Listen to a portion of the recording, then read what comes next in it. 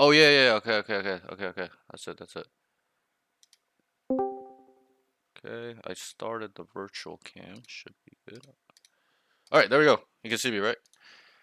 Oh, what the I heck? can see you. Yeah, but All there's right. a million of Yeah. you. All right, great. All right. How are you? Very good. And yourself? Good. Same. You know, getting by a little bit. Just All right. getting by? Yeah, just getting by. Woke up really early today. But all good. So, welcome to the show. This is my second episode. I did Okay. one with a player. Now it's gonna be Mr. Worthy TV, coach, content creator. Um, so we'll get going. Just I don't think you need too much introduction because even when I asked my Discord, hey, do you guys know Worthy TV? They were like, yeah, I see this content, and I think you're quite popular. And I've seen your content before, even before coaching as well, and you, I think, have been coaching longer than me, but so just briefly or be as specific as you can be. Tell me a little bit about yourself. Well, I guess I'll just talk about the gaming Sure. career for as a start. So I started, I think the first video game I ever played was Legend of Zelda 2. So Zelda 2. Um, I think it was it Adventure of Link or something like that. That was the first game I ever played. I remember I think I was probably like 3 years old, something like that. And my dad said, if you can beat this game, like you can beat any game. So I'm like, all right, I'll try this. So this is like when I'm like barely even like talking basically. And I ended up crushing the game, I think within a year. And I remember everyone was saying like, this game is ridiculous. This game is so hard. I'm like, oh, I beat that game. What the heck? Right. So started playing those games, and then later on, I got introduced to Counter Strike. And the way that I got introduced to it was through a local LAN cafe back in the day. I'm old as shit, so 30, Right. 33 years old. Right. And back in the day, we'd play in these internet cafes and whatnot. So I ended up getting introduced to it from a friend, and we would play. I think at the time it was 1.4, 1.5, something like that. Like it would like game just basically came out. So I was learning there and playing, and then I ended up playing in a whole bunch of like local events for cash. This is like the first thing that I ever heard of, like video games and money. Like, great, let's do Right. that. So we got a group of guys together, and we ended up winning a whole bunch of tournaments, and it was like, wow, I'm like actually making pretty good money doing this. And at the time, it was like there was no money at all, right? So it was Right. all just like local events and stuff like that. Fast forward a few years into high school, and I started playing other games like games called Combat Arms and a whole bunch of other like I think they're mostly from the Asia Pacific region, like they're color copies of like Counter Strike and whatnot. And they started getting released into North America, and then I'm playing this game, and meeting a whole bunch of different high level players that were playing in all these different titles back in the day, and just learning and absorbing and playing the game and getting my ass handed to me over and over and over again. As everyone who's been on the journey of trying to get to the highest levels will understand, you need to lose a lot to be able to learn, right? And Yep. take all that in. So, yeah, so I made a good name in Combat Arms, and then other games that came out were games called Crossfire. If you ever played that game or know of it, I have. Yes. yeah. Yeah. So I started playing that game, I think it was 2 years into the game being in North America. And this is when the WCG started getting huge in the Crossfire scene. Yep. So I'm like, let's get a couple guys from Common Arms and see if we can like make a run in this game.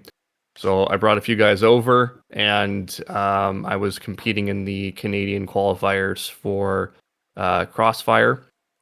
That was like my first real like Interesting. shot at like high level competition, Right. For right? And sorry for mhm. interrupting, but I know what WCG is. I don't think Yeah, any of my students or these younger generation of guys will understand what is WCG. But what is WCG? yeah. What WCG was one of those, the girl that got away. That for me, that was what that was. I Okay. will explain what WCG is in a second, but that was the girl that got away for me. Right. It was a tournament that would meet up. It would get together every year, and it was like the esports like competition. It was the Olympics of gaming. Yeah. You would represent your country, and then the best team from every country would meet up on the grand stage. In this case, it would have been in China, in Asia, basically, and you would represent your country. And that for me was like I wanted to wear the flag so bad. I wanted to wear the Canadian flag that had the maple leaf and just be like, I made it. You know what I mean? Like that Right. was Right. that was my Yeah. big thing. So when that first came in, I'm like, I need to be a part of that. And there was some unfortunate things that happened on the journey to getting there. Again, a lot of lessons were learned. We ended up losing. I think we were second place in the finals of the thing. And without going into too much detail, unless you want me to go into detail, I can go into that Yeah. You stuff. can. But You can. You can for sure. Okay, so I need to be careful with what I say Sure. because there's definitely like um there's people that still know me and I don't want to like make it Mm. like seem like I have like an ego or anything like that, but there was things that happened in that particular tournament that kind of upset me and it was like my first step to like quitting playing games altogether. And basically what happened was we were supposed to play the final game against this team and they had an administrator on their team. So it ended up getting a little bit shady, Yeah. and I'm sure they would admit to it at this point, but it got a Admin. little bit shady where they like admin for the Yeah. WCG Like was like a six player. like tournament admin.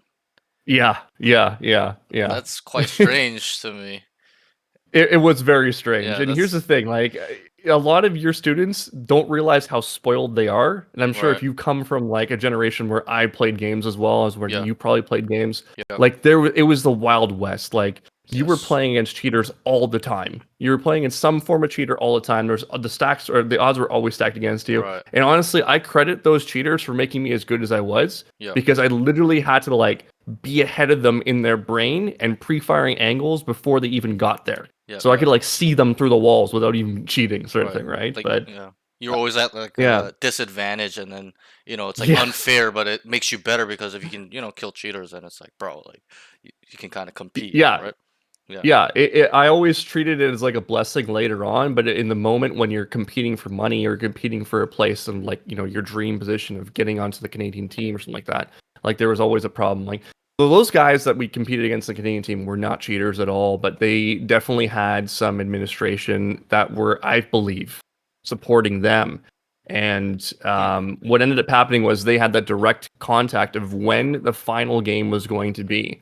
And our only contact was on a splash screen. So like when you open up the Riot launcher, Yep. you might see some advertisements. We Right. had a small block on the bottom right saying your final match is going to be here, and it wasn't even directed at us. It was a general conversation point. Yep. So we didn't even have proper notification of when our final game was supposed to be. Oh my So God. we ended up having to forfeit. So they forfeited the final Wow. match because we weren't there. Like that was it. There was no Seems emails, nothing. that seems pretty scummy to me. Yeah, Really it was a interesting. little bit iffy. Yeah, I actually yeah, didn't know you were Canadian. Are you East Coast or yeah. West Coast? I thought you were American, actually. No, I'm East Coast Canadian, Right. so more central East Coast, Ontario. So you Okay. know where Toronto is? Yeah, I'm Canadian as well. I'm actually from Okay, Toronto as cool. well. So that's quite Well, why are we doing awesome. this in person Yeah, then? I know. Maybe one day we'll do another one in person, but Yeah, I don't have a space to do it right now, but yeah, that's actually yeah, quite no worries. interesting. And also, a lot of people say I look young, but we're actually kind of from the same generation. You're 33. I'm actually Yeah, 29. So you're only four okay, years older than me. My brother's 3 years older than me, so you guys pretty much the same age. And yeah, you know, all the games you probably will talk about, or I know them. I've played them all. yeah. Just how you said like WCG is like the girl that got away. For me, it was MLG, right? Because Okay, a little bit yeah. about myself. I was a pro when I was 14 in StarCraft 2. I used to go Hmm. compete at MLG, Anaheim, this and that, travel. I was on a all Korean pro team. I'm on Liquipedia and all that. But yeah, that's really interesting. So after um, you know, Crossfire and Combat Arms, what was next? Um, I'm trying to remember everything that ended up happening and which direction everything went because I know at some point there was Alliance of Valiant Arms. I played that as well, and there's Skadoodle. That's where I ended up meeting that guy, for Yep, example, and yep. then he went Legend, on later legend. on. He's Yeah, he's yeah, a he was legend. so good. He was so good. And before that, I ran into the current G2 player, Baby Bay, and that's where I ended up meeting him. And um, I always say it to him because I still talk to him. He was on my Right. stream the other day, Yep. probably like 2 months ago, and we were coaching. This is before he got onto G2. I said to him, like, there was only one person I ever competed against at any point in time that I was afraid of, and it was you. Like, it was like, and I told him that before he got into G2 because there was times where he's like, I was a little nervous on stage. I'm like, Yep. bro, Yeah. you got it. You've Right. Right. always had it. And he's You can do it killing it again. now. He's killing Oh it. yeah, I love him. yeah, I yeah, love watching him play. It's crazy. yeah, yeah. It makes us boomers feel good because it's Yeah, it like, hey, does. I'm Does. still doing it. You know. How old is he? I didn't know he was that old. But I think he's 30 or 31, something like that. So he's a gotcha. couple of years younger than Right. me. Right. Thank you. Okay. So you have a quite Yeah, a deep history with gaming. I think our generation definitely loved those games. It was like the early stages of competing, esports, not much money in it, but everybody wanted to start, winning and yeah. competing, and it's just that like passion, even to this day, sometimes like I want to go pro, I want to go pro, but I can't. I'm too old now, right? So, but okay, all right, all right. So Yeah. after kind of gaming, like what kind of got in your mind where you wanted to start coaching? Yeah. I mean, it's interesting because when I look through my old YouTube videos, and we're talking about like 16 years ago, I was always coaching. I didn't even realize Interesting. it. Like there was times where I was like, I'd make like a guide. For example, like my Crossfire videos, I had some Crossfire videos that were up to like 100K views, and I was teaching people how to shoot the M4 properly and like doing stuff like that. So I was always coaching. I was always trying to advise people and help people out. I did Hmm. VOD reviews in Crossfire, in Combat Arms, in Counter Strike, even in Overwatch for a little bit. Like I was getting mentored how to play from a coach, and I was ending up just like taking those lessons and like teaching lower ranks and stuff like that. So I was into all that kind of stuff. And then when it came to actually like Valorant and stuff like that, that was like a natural transition for me. I was actually playing Overwatch because I didn't want anything to do with Valorant. I was just like, I played in beta. I ended up getting into, I think it was Valorant at the time. That was the rank or whatever. I was playing with Baby Bay. I was scrimming with all those guys. And then I was like, you know what? I've been doing this for like 20 fucking years. I'm just done. So can I cuss? Yeah, you can Can I cuss. cuss? I It's cuss all okay. the time. Yeah, it's Okay, fine. It's cool. fine. Okay. It's like when you've done something for like 20 years and you Yep. kind of like see everything happening and kind of get Right. bored with it. Yeah. Yeah. That's where I was at. Like as a player, I was just done, right? Yeah. So with my actual career, I had quit gaming, I think probably like serious gaming probably in 2016, something like Okay. that. So I wasn't doing it regularly Yeah. anymore. Yeah. And that was after my run with a few other games. Soldier Front 2 was another one that I ended up getting really good at. And that was supposed to have international events, but the people that were running the game just didn't do a good job with it. Arctic Combat was another one that I competed with, and then like a whole bunch of things happened there. So around 2016, I finally said, you know what? There's no policing the cheating. There's no like honor among the thieves, if you Yeah. will, with Yeah. the administration and all this other stuff. I got absolutely like dismantled out of, 3 or 4 different Asian trips I should have had to represent either North America or Canada. So I'm like, I'm done. I'm just done. Yeah. So I ended up pursuing, one thing led to another. I ended up pursuing personal training because I started getting into the gym and it started changing my life a little bit because I was like, for like 18 years pretty much just like in my room Right. playing Right. video games, you know what I mean? Yeah. And it was just like it was kind of sad, couldn't Yeah. talk to girls, couldn't do anything, right? Right. Right. So I said one day, I said, enough is enough. I'm going to go to the gym and start working out and start changing stuff because there's a whole history. I'm going to backtrack a little bit. There's a whole history Sure. where when I was in school, I was bullied a lot. And most gamers probably had that same feeling. Like you probably Yeah. were ostracized or they were not like part of the group or Yep. the in crowd. And that's where we ended up finding, gaming was our escape but also our strength, right? And I think a lot of people can probably relate to that story. So anyways, there was a point in time where I was bullied so bad for the way that I look that I remember 3 bullies held me down, and one guy was going to poke my eyes out with a bobby pin. And at this point, I was so messed up in my head, I was totally okay with like being blinded at that moment. Like I was just done, right? Right. And I remember, I'll never forget what he said. He said, "You are not worthy of your sight." And that word stuck with me. And I'm like, that is the word. What is it about that word? And I Right. made that my name. So Yeah. now, yeah, I'm getting some my, goosebumps you talking about that. I'm like, once you said you are not worthy, I'm like, oh, that's where his name came from, right? That's quite interesting. that's right. Yeah, I, yeah. I So, think I think I Nikki, come here, Nikki, come here, Nikki. Nikki is my soon-to-be wife, my hello. soon-to-be wifey right here. Hi. But I think I definitely agree with what you said with, how most gamers are, ostracized or, they're, more of a lone wolf. They may have gone bullied. They use gaming for an escape. Whatever it was, like, right? Like they couldn't make friends very easily. So, online it's very easy, right? There's no physical aspect. It's more the Yeah, personality. You have fun, you laugh, you giggle, you talk to shit, stuff like that. So, yeah. okay, so that's kind of what led, so with all That led that. to the gym Yep, yep. The eventually. personal fitness. And how long did you do that for? I'm still doing it. Still That's the doing it. thing. So yeah, So still you doing you it. you Still have working out to this clients and day. you train them Yeah. and awesome. That's awesome. Yeah. So Yeah. I went from just like going to the gym, kind of like learning about certain things, getting a trainer myself, Right. and then just falling in love with the idea of coaching and helping people. And like I then, looking back again, I've been doing it with Yeah. gaming the Right, entire right. time, Yep. right?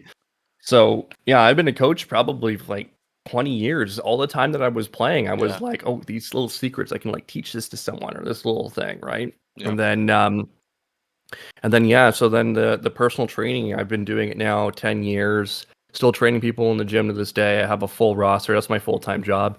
And then I do this as like just fun on the side, maybe help some people out a little bit, earn a couple bucks here and there. If Right. I earn a couple bucks, it is what it Yeah. is.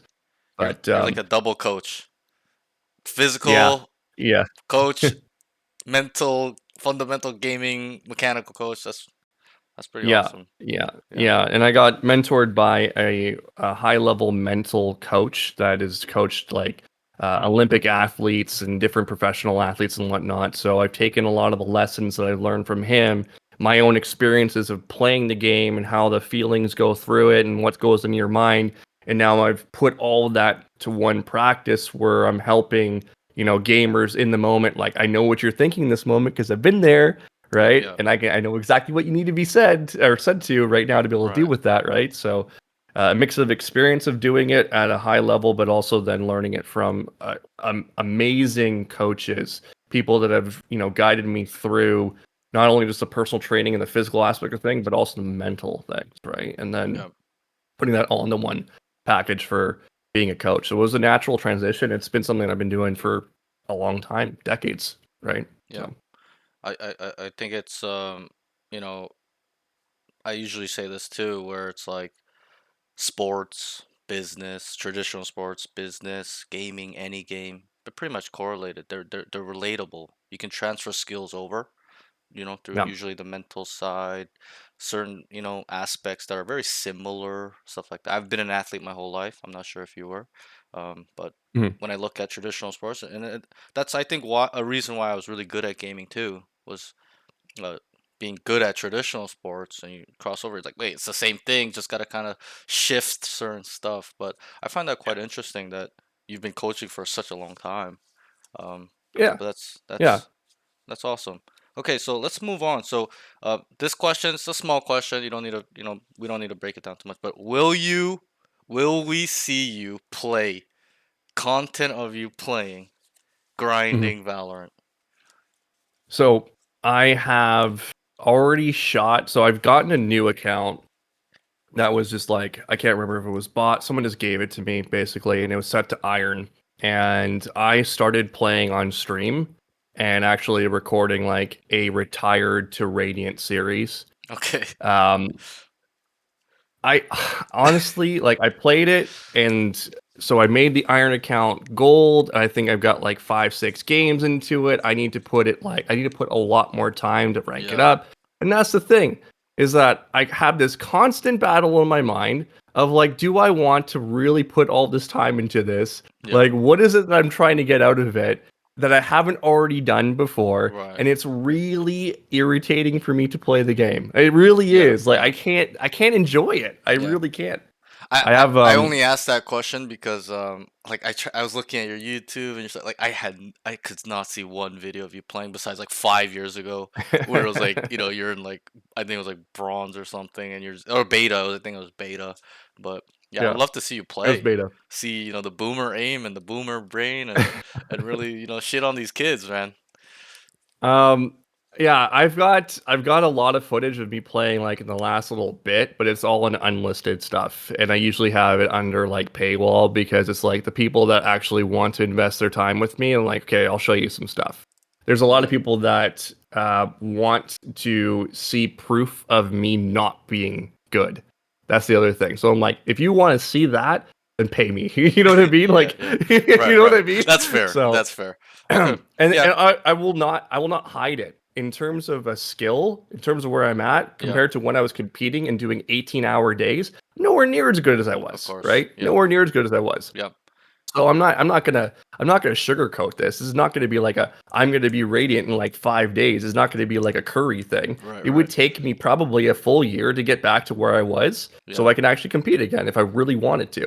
But I have to ask myself, what am I trying to get out of that? Right, You right. know, what Yeah. do I need? And that Right? I So, I can understand, you like you played so much, right? So you have so much FPS experience too. So you're kind of like, it kind of gets boring after a while and this and that. But yeah. okay, just a And then small you question. understand the time. Yeah, Yeah, you yeah. Oh understand the yeah, time, right? yeah. Because it's like if I want to get to that point, I need to put in a lot of time. I need to get, I'm going to be irritated because I've been there before, but now it's Right. like I'm struggling a little Yeah, bit. yeah. So it's like, do I want to invest into It's it? like a So little I, ego I'm too, considering it. because like you're There's ego good for sure. and your capabilities, but you're the physical aspect. You're old now. Reaction time falls off slightly, so I fully I'm understand. actually faster. I'm actually Really, faster now. Yeah, really. yeah. Interesting. I'm, I clocked it in. I tested it recently, and I'm faster now. And I credit that to how I eat, how I sleep, and how I exercise regularly.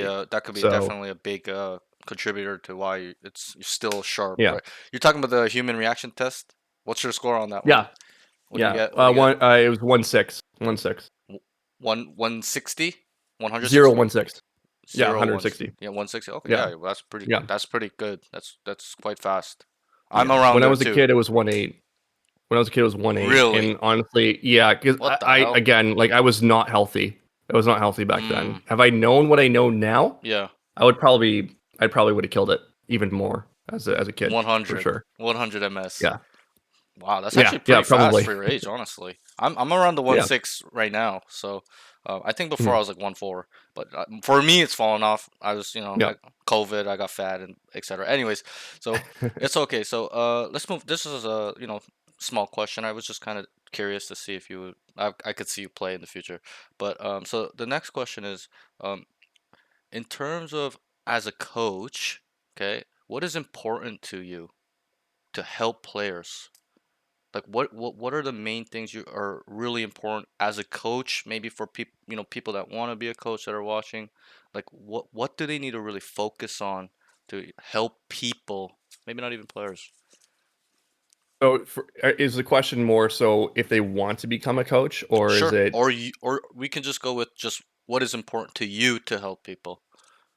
okay? The important to help other people, and I think there is a big void in content. The problem is that everyone who looks for our kind of content wants a quick fix. They want the light switch. They want to Yep. know about aim. Why am I not hitting my shots, right? Right, So right. it's so hard for me to be able to fill this gap and other content creators to fill this gap as well. But it's the mental side. It really is. Like, people will say, "Oh, it's my aim, it's my aim." It's like, no, how were you feeling in this moment? Well, I was nervous. Why were you nervous in that moment? What were you telling yourself?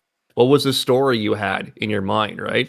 Mental is 100% like the major reason that people struggle in this game, right? Anyone who's done this for as long as you and I have probably ran through a whole bunch of mental issues that people have where it's like you're telling yourself this story, you're thinking negative about yourself, you're blaming other people for your issues. Like the rank grind is all about those mental battles. It's an evolution of your own mind. And I often say if you can conquer ranked, you can conquer anything in your life because you're dealing with crappy attitudes all the time. You're dealing with your own inner demons. Like there's a plethora of things. Right, And right. it's not covered enough. I talk about it in my streams all the time. Like I'll bring it up. It's like, how are you feeling in this moment, or some sort of question along those lines that help give me a better clarity of what's going on with that person and how they're feeling in those moments. But the feeling is what is going to ultimately win you a gunfight, lose you a gunfight, or win you more games and lose you more games, right? And how you're able to bounce back from a bad loss, right? Yeah. Finding what's good about things rather than what's bad about things. It is such a void in our content, but it's also something that nobody really wants to listen to because I'm here to play a freaking video game. You know what I mean? So Yeah. mental and performance coaching, I think, even at the highest levels, I was talking with Baby Bay about this. He says that it is the worst thing for some teams because they just cannot control themselves, right? Like something goes bad and then they go off the wagon. I think he was just mentioning how, G2, they would settle on the small things, like the little small things were bothering them. And then he Right. would be like, you know what? Worthy told me this one thing this time. It's like, you should start trying this. And all of a sudden they started feeling a whole lot better. So, with his experience of doing it, and then a couple things that maybe I threw his way when we were coaching, he might have like, changed the way that they're thinking. And he've even mentioned it as well in their interviews as well. So, um, Yeah.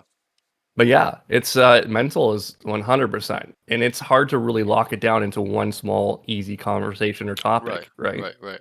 I think we can both definitely relate. I have not been coaching that long actually. I've only been coaching for about 6, 7 months, but Right. you've been coaching for a long time, and I can really relate to what you said because it's like a mental nut house when you kind of coach Block. like students come to you and you like we know their problem is not really mechanical or fundamental usually generally it's like always themselves in their mind. Like Yep. they always struggle with like so much like it's just like ego, uncertainty, fear, just not believing in themselves. And that's I'm sure and I've seen your content before. That's what you talk about and that's what I also really try to focus on because if we as coaches can't get them through that mental side, like all that knowledge we share with the mechanics, game sense, fundamental concept, like they will never really understand that to a degree where they can apply it, improve, hit their goals, right? And so Yeah. I really agree with what you're saying there, and um, I like it's just so important, right? Yeah. Is there anything And else? Yeah, go ahead. students, Go ahead. yeah, sorry to cut you off. No, no, go And ahead. students don't realize they have the problem until it's identified for them, Yep, right? yep, I've run a premium coaching service for the last like 2 years, I think it's been. And in this premium, I have mental coaching as well. So what they ended up doing was they paid a premium price. They would have their VOD reviews once a week, but they'd also get mental coaching, which I was demanding that they yep, had yep. to have this, right? So they ended up doing it, and they're like, "Oh, I don't really want this mental." Every single one of them, I don't really need this. I don't really need this. I don't really need this. I'm like, yes, you do. You don't even Yep, realize yep. you need it. Right, right. So they come for the VOD reviews. They'd sign up for the VOD reviews, but they would renew because of the mental toughness, Yeah, right? yeah, yeah. After 4 sessions of mental toughness, they're like, oh my God, can we just do the mental toughness? Like I Right, had right. so many people renew every month just to do mental, just do mental. Like Yeah, obviously the VOD review would throw in, but like they wanted more of this mental stuff and it right. just made them feel better. And Um, I think so I'd agree. I think that's, well, I think they renew and like it because they see that like that change in them, right? Their mind opens up a little bit and they Yeah. can see like, oh my God, this, I'm becoming a new person or, some old thoughts are going away and et cetera, et cetera. And even with me, like just how you said, yo, I require you to do the mental Yeah. aspect. Like me, when I start my sessions, I always start off with the mental part too, where I get to know the student, Surprise, figure out what motherfucker. his problem is, and really break down that deep rooted cause or whatever it's causing him to kind of. Because you and I, you're probably way more experienced than me, but we can smell that on them. We can smell that Yeah. what is there, like whatever that's behavior, mental. So yeah, I definitely really agree with what you said, and I'm pretty sure Mm. we can relate. So anything else though besides mental that is important to you? Um, in terms of the game, um, hmm, Or terms of the maybe game, the maybe most maybe I important can thing. put it like this. Autopiloting. Let's say it's Autopilot. autopiloting. I mean, this is the most common thing I Mm-hmm. see. Where do you think that stems from? Or why people Laziness. laziness? It's laziness. It's 100% laziness. We as human beings want that light switch. We want everything done for us like that. We don't want to do the work, Yep. right? Yep. So, it stems from the laziness aspect in terms of not putting in the work in, and then it's the work itself. So, some people don't know what the work is. Yep. Some people do know what the work is. It's one of the two, Right. Right. right? And the work comes from, do I bot review every single day? Do I actually look at myself and ask tough questions? Do I hold myself accountable? All these things, right? The answer is unilaterally no, every single time. Whether it's they don't know about what they're supposed to do, which I'll give them the break. I'll Right. either say Right. it's skill or it's will. Which one is it going to be? Oh, Right. I don't know the skill. Okay, I will teach you the skill. Next week, it's will if you're not doing it. So why didn't you do it? Right? Yep. You can't sit there. You understand this. If I take Yeah. this keyboard and I smack it against my head, I might eventually get radiant. It's possible. It's possible, but it's going to be painful and I'm going to have a big mark on my forehead. Right. Right. Right? Yeah. Or I could look at things and analyze it and maybe find those solutions faster. And I don't have to worry about the egghead on my head, on my forehead, Right. right? Yeah. So it's a matter of laziness. So the autopiloting comes from that. Like I think platinums and diamonds are the most common ranks I see this in. It's like the number one thing, and it's just the critical thinking. It's like I had a student. I actually just finished a short, and I had a student in platinum, and he's a high level Overwatch player. So I know when I got him on this, he's like, "Yeah, you caught me," right? Right. So he throws a cage towards long on Haven. I'm like, "Why'd you throw that cage?" It's like, "Oh, I'm trying to condition him." I'm like, "Oh, your first thing, you're playing in platinum, so Right. conditioning doesn't make any It's sense because they don't non-existent. even know the They don't diff. even Yeah, they understand. don't Yeah. know. They don't understand. Yeah, they don't know. They can't And then track it. secondly, yeah, and then secondly, didn't you just win pistol? Yeah, I did. Cool. Why do you have a guardian in your hand? So I can take long range fights. Isn't that cage kind of giving them a close range fight so they can move up on top of you? Yeah. Yeah. Hmm. Why are you doing that? I didn't think about it. Well, that's why. Right. Maybe Right. we gotta think about it, right? Yeah. Yeah. So, yeah, autopiloting for sure, and the laziness factor, And VOD reviewing. I like what you said there with how there's like two sides where it's one student or one player or whoever might not know what to do, and one will Mhm. know what to do, but at the end of the day, 95% of people don't do it. Whether that's Yeah, they don't know, they know, but they're just lazy as fuck. They can't self-assess. They don't have whatever it is, right? There's probably a plethora of reasons of why they know, but that's probably the worst option. If you know and you don't do it, it's like bro, like you know, at the end of the day, you have to decide if you want it or not, yeah, right? And you have to make that decision for yourself. Because here's the thing, and I live by this: champions are the people that are willing to make the sacrifices. Others aren't, mhm, right? So the question is, do you want to be a champion or do you want to be a chump? yeah, I've said this before. right. It's like discipline, I've said it right? before. Like doing the Yeah, things you don't want to do because it's gonna benefit you. That's what makes champions. That's why, when we look at traditional sports, Michael Jordan, Kobe Bryant, Tom Brady, those guys all were in the lab working on their game when everybody was sleeping, partying, messing with girls. They were just fucking refining, polishing their games, and you know, they reap the rewards. putting in the work. Right, and people don't see that where they're just like, "Oh, I want the results. I want the results," and it's like, well, what are you working and what are you doing towards that goal? Um, Yeah. I even had a student yesterday where he is ascendant to the Art of Winning. Yes, great book, great book. Did you read it? I did not read Yep. it. I've heard a lot about. I will read it. I'll But give it to you when I see you in person. okay, cool, cool, awesome. I'll definitely read that book.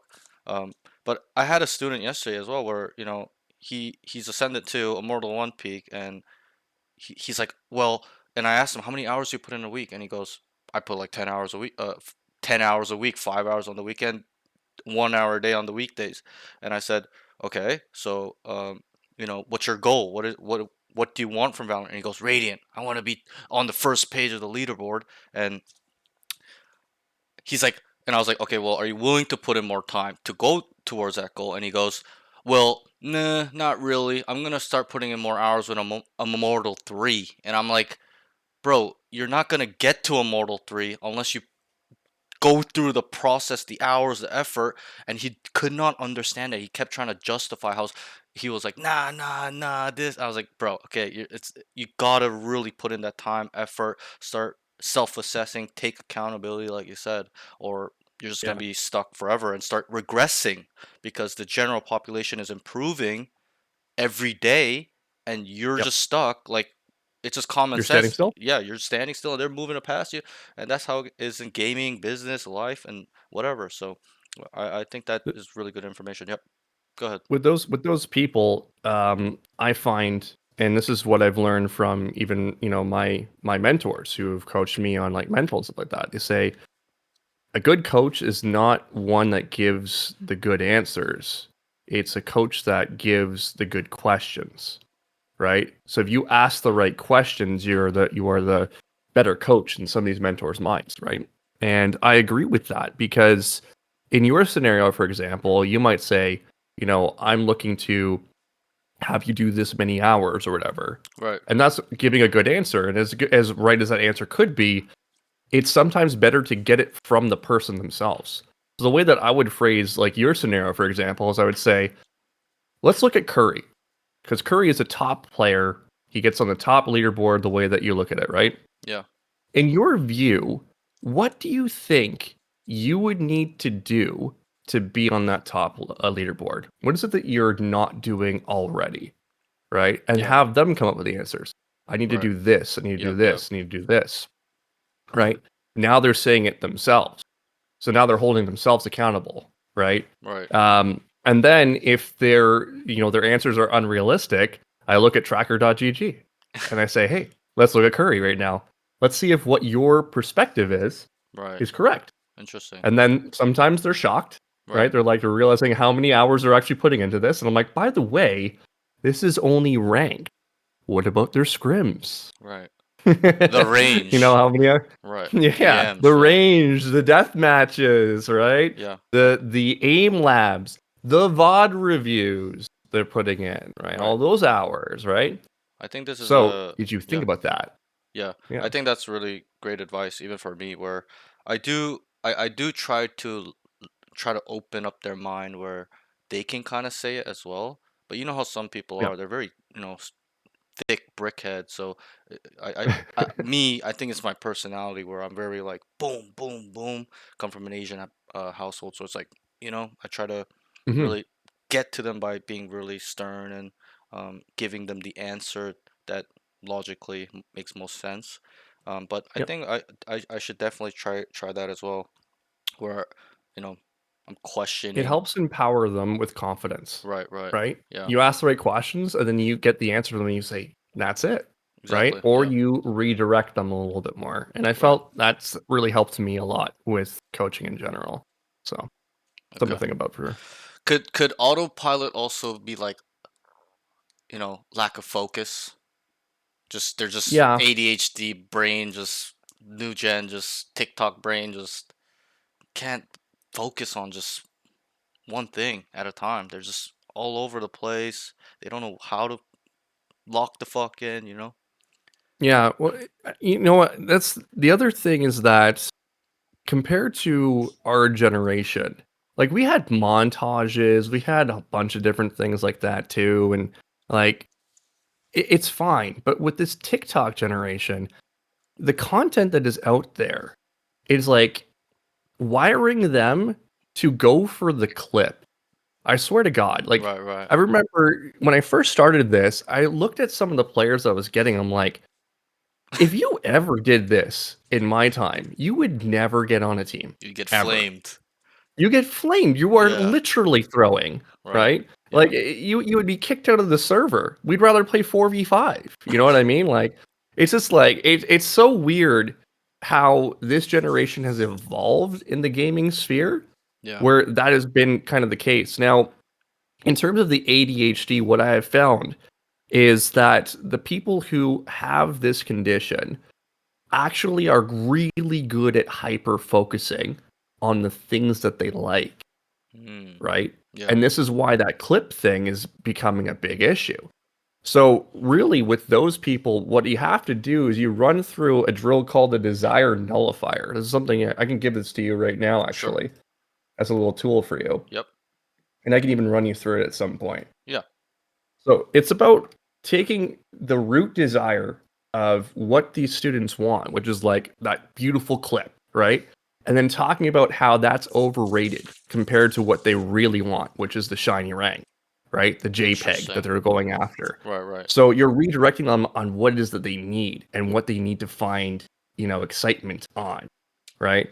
So it's a tricky conversation for sure, but Right. it's kind of like if I'm coaching someone, let's say I'm in a live atmosphere, and they do something I really like, I want to deliver that energy right away. I'm like, that was awesome. I want to see more of that. It's like, well, I didn't get a frag. I'm like, yeah, but you stayed alive.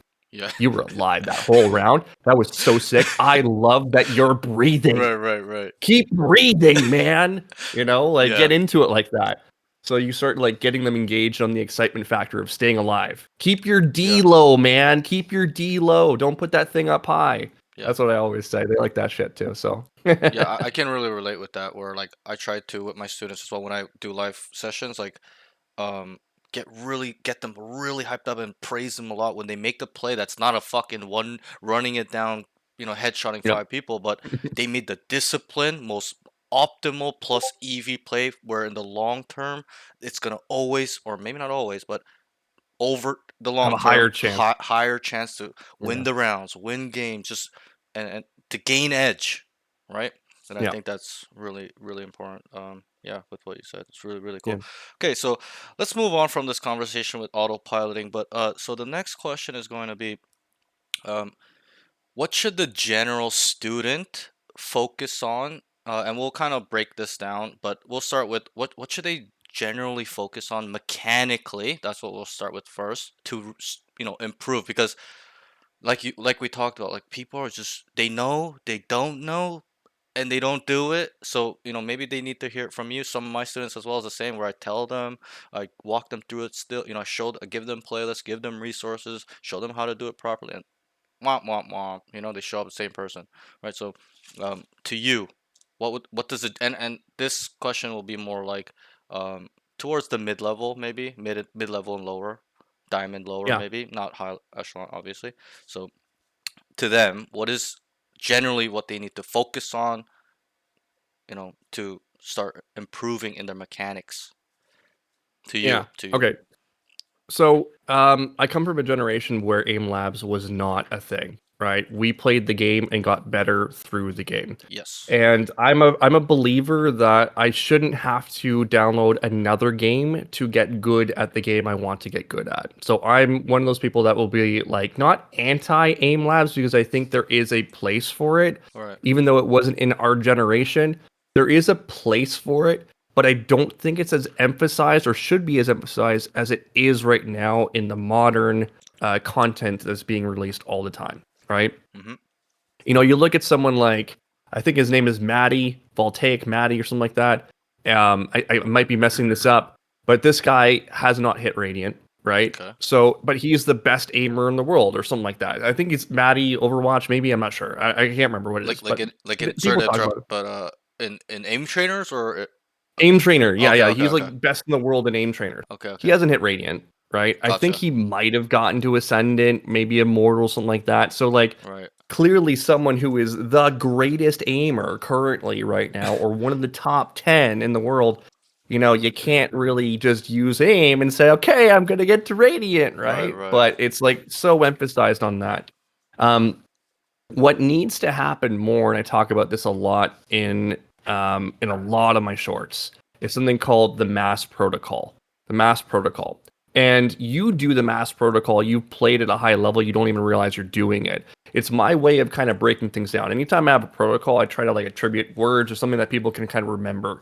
So right. they're able to apply that corrective in their own VOD review, like right away. It's like, oh, I need to do mass protocol there. Or it's the oh shit protocol, or it's this protocol, that protocol, UFOs, right?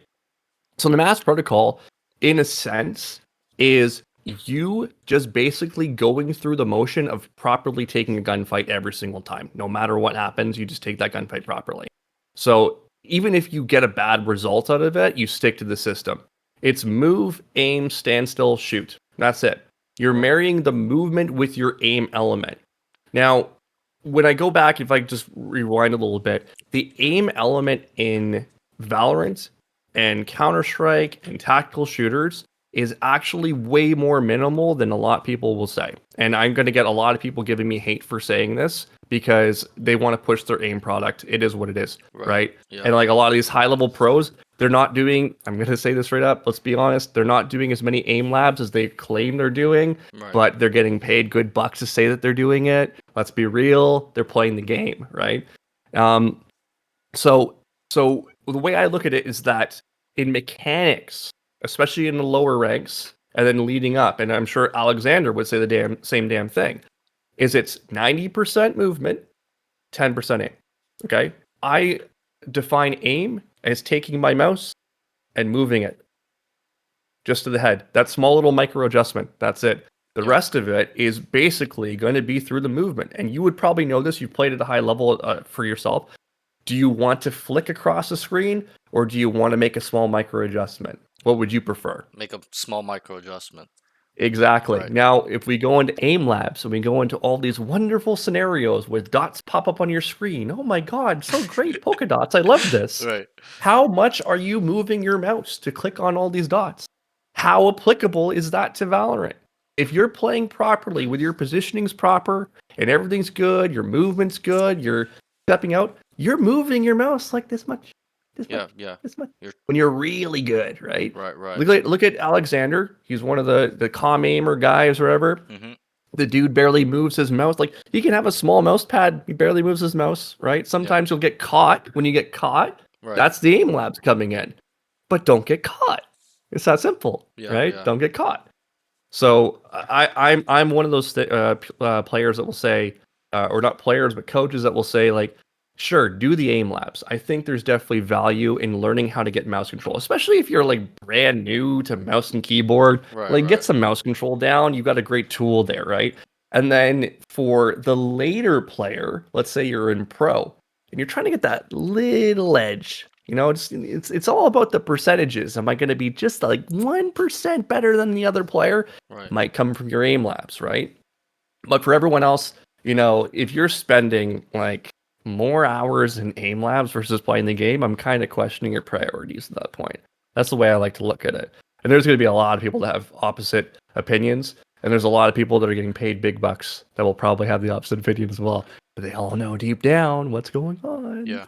They I knows. think this is quite interesting what you said because like subjectively I've Mhm. seen that where they're like monsters and aim trainers, and then Yeah, in game it doesn't cross over because that's all yeah, they're focusing on, and yeah, um, it just it makes sense. Like Valorant isn't just strictly move your mouse, right? yep, It's like you said, 90% movement, and yep, obviously movement. There's a lot of things involved, yeah. positioning, map Peaking knowledge, right. peeking right, Yeah, timing. peaking mechanics, timing, and I Yeah, I think that's quite interesting. Also, I like what you said with the mass protocol, which is um, taking that fight properly every time, no matter what the results is. Whether you kill 5 people, one guy, die, lose the yep, round, lose the game, because you're gonna build a good habit to start taking fights properly, consistently, where you become, hopefully that will help you towards your uh, goal and climb and yeah. win and stuff like that. So Now, to backtrack a little bit, yeah, when I was talking about the laziness factor, why do you hmm think aim labs is so popular? I guess yeah, It's easy. right, right. You just It's easy. right, right, People want the easy solution. If yeah, I click these dots, I'm going to be radiant. Ooh, look at yeah, me go. yeah, Right? That's what this pro player said, even yeah, though he's on the payroll. right, Like, let's right. be real. He's getting paid big bucks, and yeah, I found that quite interesting that you said that too, because you know I actually believe that pros were using it a lot. But you're now Yep. saying that maybe maybe there's some hidden truth there, right? Well, here's the thing. I've watched a lot of tens because it's fun to watch tens, obviously. But Mm, here's a guy, and again, I'm not saying anything because I don't know anything, okay. right? But I have worked as a personal trainer with high level content creators. Okay, one I don't know if I should name her. You don't have I to. You won't don't name have her. to. You don't have to. We I won't won't name we her. won't But DDoS. so the interesting thing was I was training her and she gets a phone call. It's like I gotta take this phone call. Okay, cool. She goes, takes a phone call. She's like, "Well, I just got a nice sponsor." I'm like, "Oh, awesome. Who are you working with?" And she's like, "Adidas." I'm like, "Oh, cool. Awesome. What are they doing?" I was like, "Well, I got to wear these clothings. So her full clothing garb has got to be Adidas clothing. And I only have to wear it for 2 hours." I'm like, "Well, what are they paying you for that? 200,000 US dollars." What the that's crazy. That's 100,000 So an now hour. so the point I'm trying to make is I'm sitting there watching tens, right? Who's equivalent or if not higher in, status on Twitch. And I'm watching him pull out 4, 5, 6 different mouses. Every single like frag. I'm like, you're telling me Razer doesn't have a fucking deal with this guy? You're Right. telling me Logitech didn't put a couple bucks in his hand and it's like, Right. Right. I really love this mouse right here, and it's so smooth in my hand as I flick it around. Da, da, da. Oh, let me change my crosshair 4 times. Oh, but let's talk about this other mouse right over here. Like, come on, Right. Right. man. Yeah. Like, He's come hard on. selling, right? And he Yeah, like, he he now has his own mouse, right? With Pulsar, I think Pulsar mouse, the same one as the faker one, but it's tens now, I think, or it's like very does similar. he actually use it? I I don't know. haven't watched. I have no clue. Yeah, I have no clue. But okay, That's so always a good question. I think what you said can hopefully, and I'm saying hopefully, help the guys that we're trying to give this information to, which is the mid, low, elo guys, where they need to start thinking Yep. about movement, positioning, timing, peaking properly, versus just aim. Because Yep. I agree. Where especially at that elo, like yes, aim will kind of you can be able to just fucking run around and tap them in the head, but the problem I see as well is that if you just practice aim, you're not developing every other aspect of the game. And so, yes, you might climb while you're just aiming, and then you get to Ascendant, Immortal, and they're all aim, no brain, like we see a lot in NA. And I think that is like the underlying issue with why people still think Immortal's bad in NA at least, because all they do is Yep. shoot, and then that's it, and they don't focus on anything else. And you're a coach, you've probably experienced this fucking so much where they come to Yep. you and you go, "What's your problem?" And they go, "Aim, aim, aim, aim." Like Yep. it's not your problem. It's Yep. everything fucking else, 90% else. And that's the biggest thing I start I kind of see. It's like, and I tell them like, "Bro, it's not your aim." And I obviously try to assess that fairly to see if it's actually the problem, but yeah, like Yep. it's just such a And in your experience, what's the first thing they try to correct whenever something goes wrong? right. Probably their aim. It's aim. Yeah, It's yeah, aim. yeah. And why aim? Because it's easy, Right. It goes back to the right? whole laziness. It's Goes all back to laziness. we're going in Yeah. circles here. It's connecting now. It's all connected. So yeah, I think that conversation was really good with in terms of mechanics. Hopefully, people can learn. Mhm. Okay, let's move on to fundamentals for the mid low Okay. levels. What is important for them to start improving on that, in your opinion, Fundamentals. Um, in Valorant? okay. I think starting I like to start my people off, and there's some coaches that disagree with me, but I like to start my people off with establishing proper protocol for themselves. So it's like ifs, ands, but statements. If you're a programmer, it's like ifs and ands. If this happens, I do this. Right. And I think this is like the grassroots of awareness, which will help them in the later ranks and also help them, swimmingly in the lower ranks. At most points, when people are coming to me, they've invested thousands of hours into aim labs. They've got mechanics down to a point where it's like, okay, you can probably get to Immortal pretty easily. So Right. why haven't you yet? Well, we're not making brainful plays. We're not really thinking about things. Right. Why aren't we? Because we haven't established these protocols. Now, a little history with you, with me again, Yep. going back.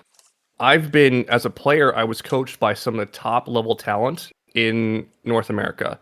Um, Sam Days Marine is one. If you follow Counter Strike, Doesn't sound He's the guy familiar. who goes Glocks, Glocks in Counter Strike. You must know that guy.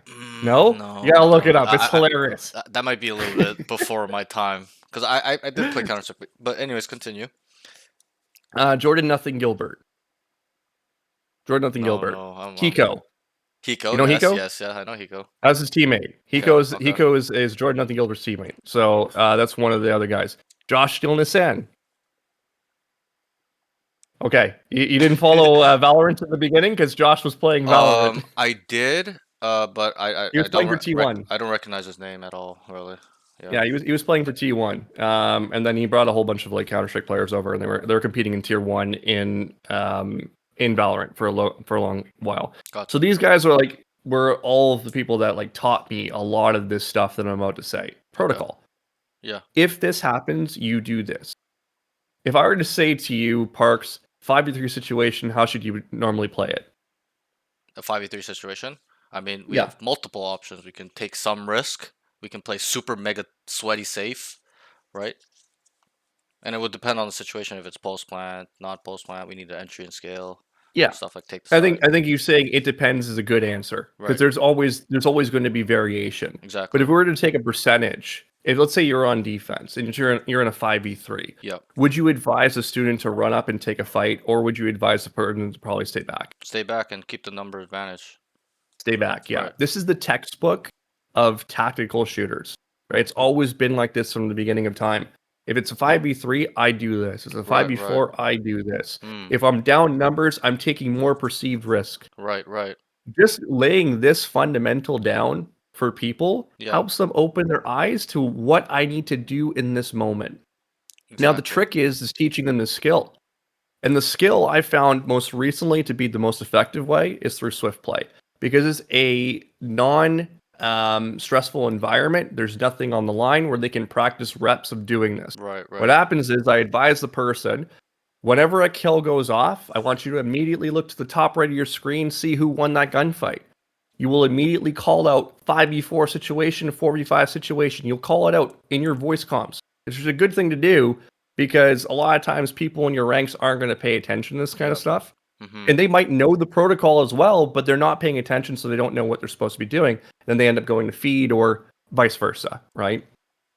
So you call it out. You look at the top of the screen, and I call this the driver's protocol. It's like the rear view and side view mirrors. You look at the side view mirror, you got your kill feed, you get your rear view mirror at the top, so you're gonna be able to confirm what's going on, how much time you got left. Then you look to your left, and that's going to be your other side view mirror. This is your mini map. You're Yep, going to look yep. at where that fight happened, Interesting. and now you have all the information. You look back to the center of the screen, right? So I relate this to my older players. Is it's just driving? You're just checking your mirrors, right? Right, And right, how do you check your mirrors? You check your mirrors when you're safe. Oh, cool. Well, wouldn't you do that in Valorant when you're safe? right. Right? Could you hide behind a wall and do that real quick? Can you flick your eyes around and get some information? 100% you can. So these are two fundamental things. It's like identifying a scenario, Mm-hmm. applying the corrective in terms of the actual protocol, and then looking and checking your mirrors. Look around. If you're driving your car, it's no different here, right? So you do that in safe moments, and you do it in moments where you know that you can't be killed, or there's really no chance of you fighting back. Like for example, I'll say like if you're planning the bomb, where are your eyes? I always say look at the mini map because Right. by the time someone swings you, you're probably Yep, not going to be able to win that gunfight anyway. So exactly. might as well look at the mini map, right? Interesting. Yeah, that it's actually crazy or not crazy, but what you said is really interesting to me because this is something I've been teaching without even thinking about what you said in terms of like understanding, oh, you know like me knowing that like I obviously know that we're man up place, we don't need to take risks, we can if you want, Yeah, but play a little bit safer. We're man down, we gotta level it out, we gotta level out the playing count or get ahead, right? So yeah. I do teach that too, and I think that's how you said it was perfect, and I'm And I gonna think it's start explaining important. it like that. Yep, go ahead. Yeah, I think it's important for the lower ranks to understand that protocol. Right. And as you're going into higher ranks, what I say is 9 out of 10 times, this protocol is going to be correct. You're not ready to hear about the number one, Mm-hmm. that one time when it's not there. And that's Exactly. why I said your answer of it depends is always a great answer because there are scenarios where you need to be aggressive in a Exactly. 5v3, Right, right. right? There could be breach alts that are Mm-hmm. staging in, you're just all going to get destroyed, right? Yeah. But when I'm looking with a platinum player, I'm like, 9 out of 10 times you're gonna be fine, just keep doing this, Yep, yep, okay? And then as soon as they get to that immortal radiant player, they're like, "Why didn't you push in that situation?" It's like, "Oh, it's a exactly. 5v3." I'm like, Right. "Well, did you look at the top of the screen and see all the Mm-hmm. alts they had? Yeah. Right? Did you think about Right. that?" Or "No, like I didn't."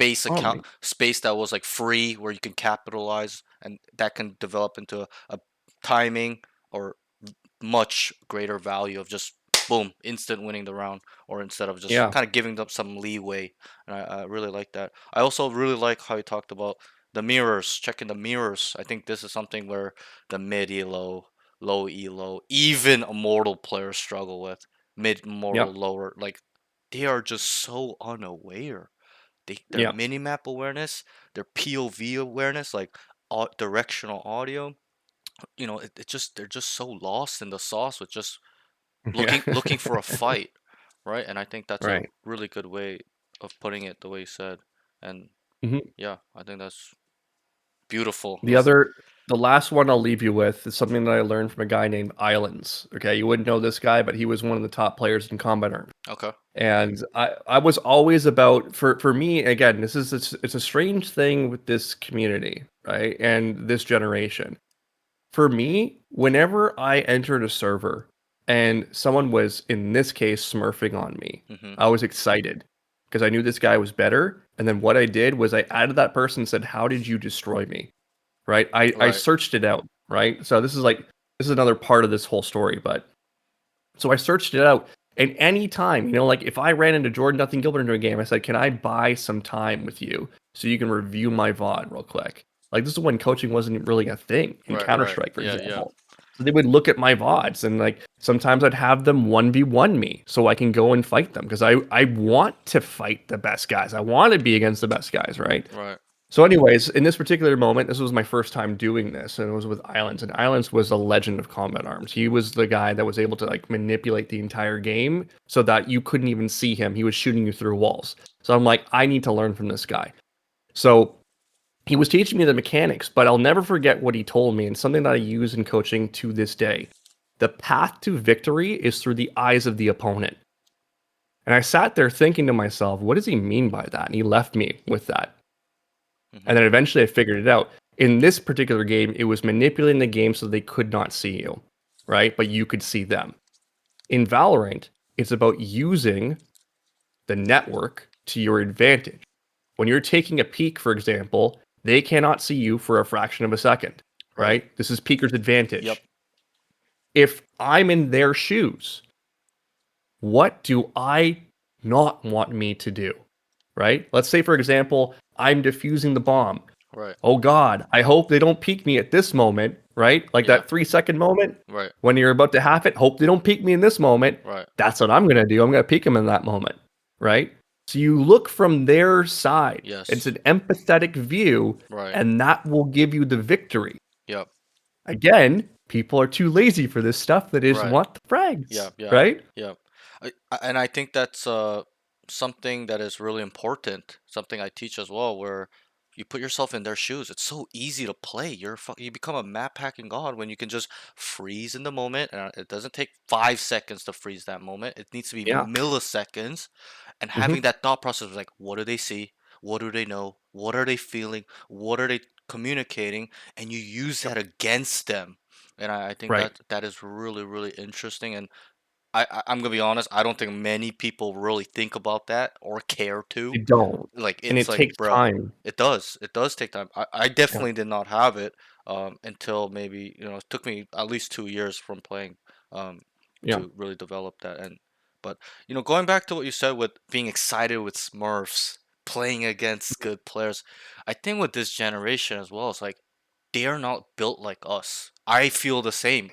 Even when I first was improving in Valorant, when I was Diamond or Immortal, low Immortal, leading up to Immortal 3, I would be like, I want to play against the best. That's where I get Yeah. better. I understand that through Mhm. StarCraft 2. I was a top 200 Grandmaster in NA. There's fucking millions of players. I didn't want to play against master players. I wanted to play against the top 10 just outright best players in the world, so I can start improving, developing, seeing what they're seeing, VOD review, take away from their game. And I think new generations, like they shy away from that. I see that a lot with my students. Where like, oh my God, he's so much higher rank. I'm like, don't focus on that. Don't worry. That's gonna Yeah, make you it's a better. colored rank. Yeah, yeah. It's a symbol, right? So, Yeah, uh, I really like what you said there. And I think that's a little bit more our generation, where it's like we step up to the plate, right? yeah, We kind of go into the fire, and these kids are just shying away from that. And again, it's like what you said. It goes back to the laziness.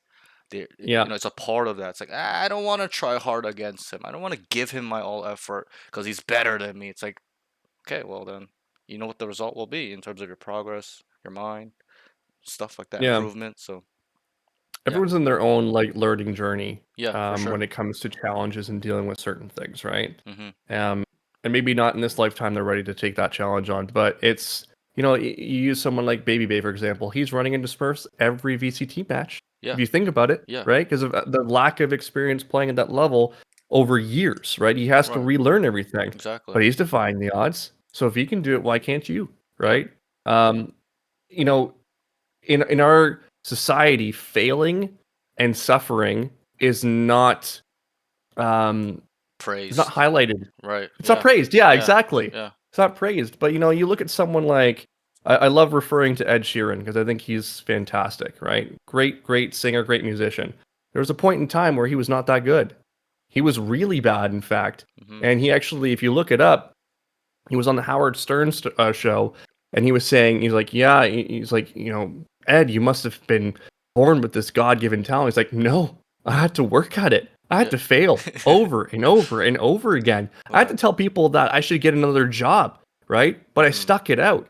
And then he shows a recording of him singing when he was like 13, and he's voice cracking like crazy. He sounds like absolute like horse manure, right? Terrible, right? And then you look at him where he is right now. He didn't take no for an answer. He went and put the work in, challenged himself, Right. suffered, been told no several times, but he faced that adversity and made it happen, right? Right. So, again, from our generation, we wanted to look for that challenge. That Exactly. challenge was what was exciting. Yeah. There's no money, there's no ranks, there's nothing like that. We just wanted to prove to ourselves to be the Right. best. And I wanted Yeah. to like learn how to become the best. Like, figure out what these guys were doing. Now it's like, well, you're a platinum, and that's the end of the road for you because I can't beat these Smurfs, and it's so sad. And Right. it's Right. like, boo friggity who, Yeah. bro? It's like Boo a friggity victim who? mentality where it's like, they Yeah. just become stagnant. Yeah, I really agree. And Yep. I'm sure you can relate, I can relate together where, failing, Mhm. suffering got us to this point. The process Yeah. of trying and effort and doing it again over and over, going broke, boom, boom, losing money, whatever, where it develops you to a different person. It makes you Yep. better mentally, and that's the most Yeah. important. And I think I say that a lot, where it's like you're really gonna get a lot from losing, failing in life, not just gaming, right? Life and stuff like that, where it's Yeah. unexplainable. Like you transform, right? Yeah. So mentally, Like, let me ask you a quick question. yeah. How many times have you made a mistake today? How many Today, mistakes have you made today? Yeah. probably more than five, quite a More bit. than you can probably count. You don't Right, even realize. Like probably. sometimes you might be like, "Oh, I stepped on an ant. I didn't mean to kill the ants." Right, right. Like, whoops. You know Yeah, what I mean? yeah, Like your mistakes mold you into the person you're going to become. It's evolution, right? We need to be okay with failure, right? Because failure is a great teacher. We didn't learn a damn thing from success, right, right. right? We Yeah. learned it all from failure, Mm-hmm. failing over and over and over again. It formed us into better people, made our characters better, made our skills in game better, right? We didn't just go into this game and become good. We had to make mistakes in order to become better at it, right? Yeah. I wouldn't know the stuff that I know right now or be able to make the content on it had I not experienced it at one point or failed at Right. doing it, Yeah. right? Me included. I So, tell that to my students all the time, where I would not be this person without everything I went through. And I also tell them, if you were to ask me if I was this person 10 years ago, 5 years ago, 20 years, I'd be like, no, I was yep. completely brain, no logic, completely super emotional, could not process information like I Yep. do now. And so I think Mhm. that was really good advice, and what we talked about was really great. Let's move on to, but I think what we kind of talked about falls onto this, so we can kind of take a little less time, but let's think more mentality now. Even though Yeah. I believe what we just kind of talked about still kind of goes under there, but maybe give like one or two.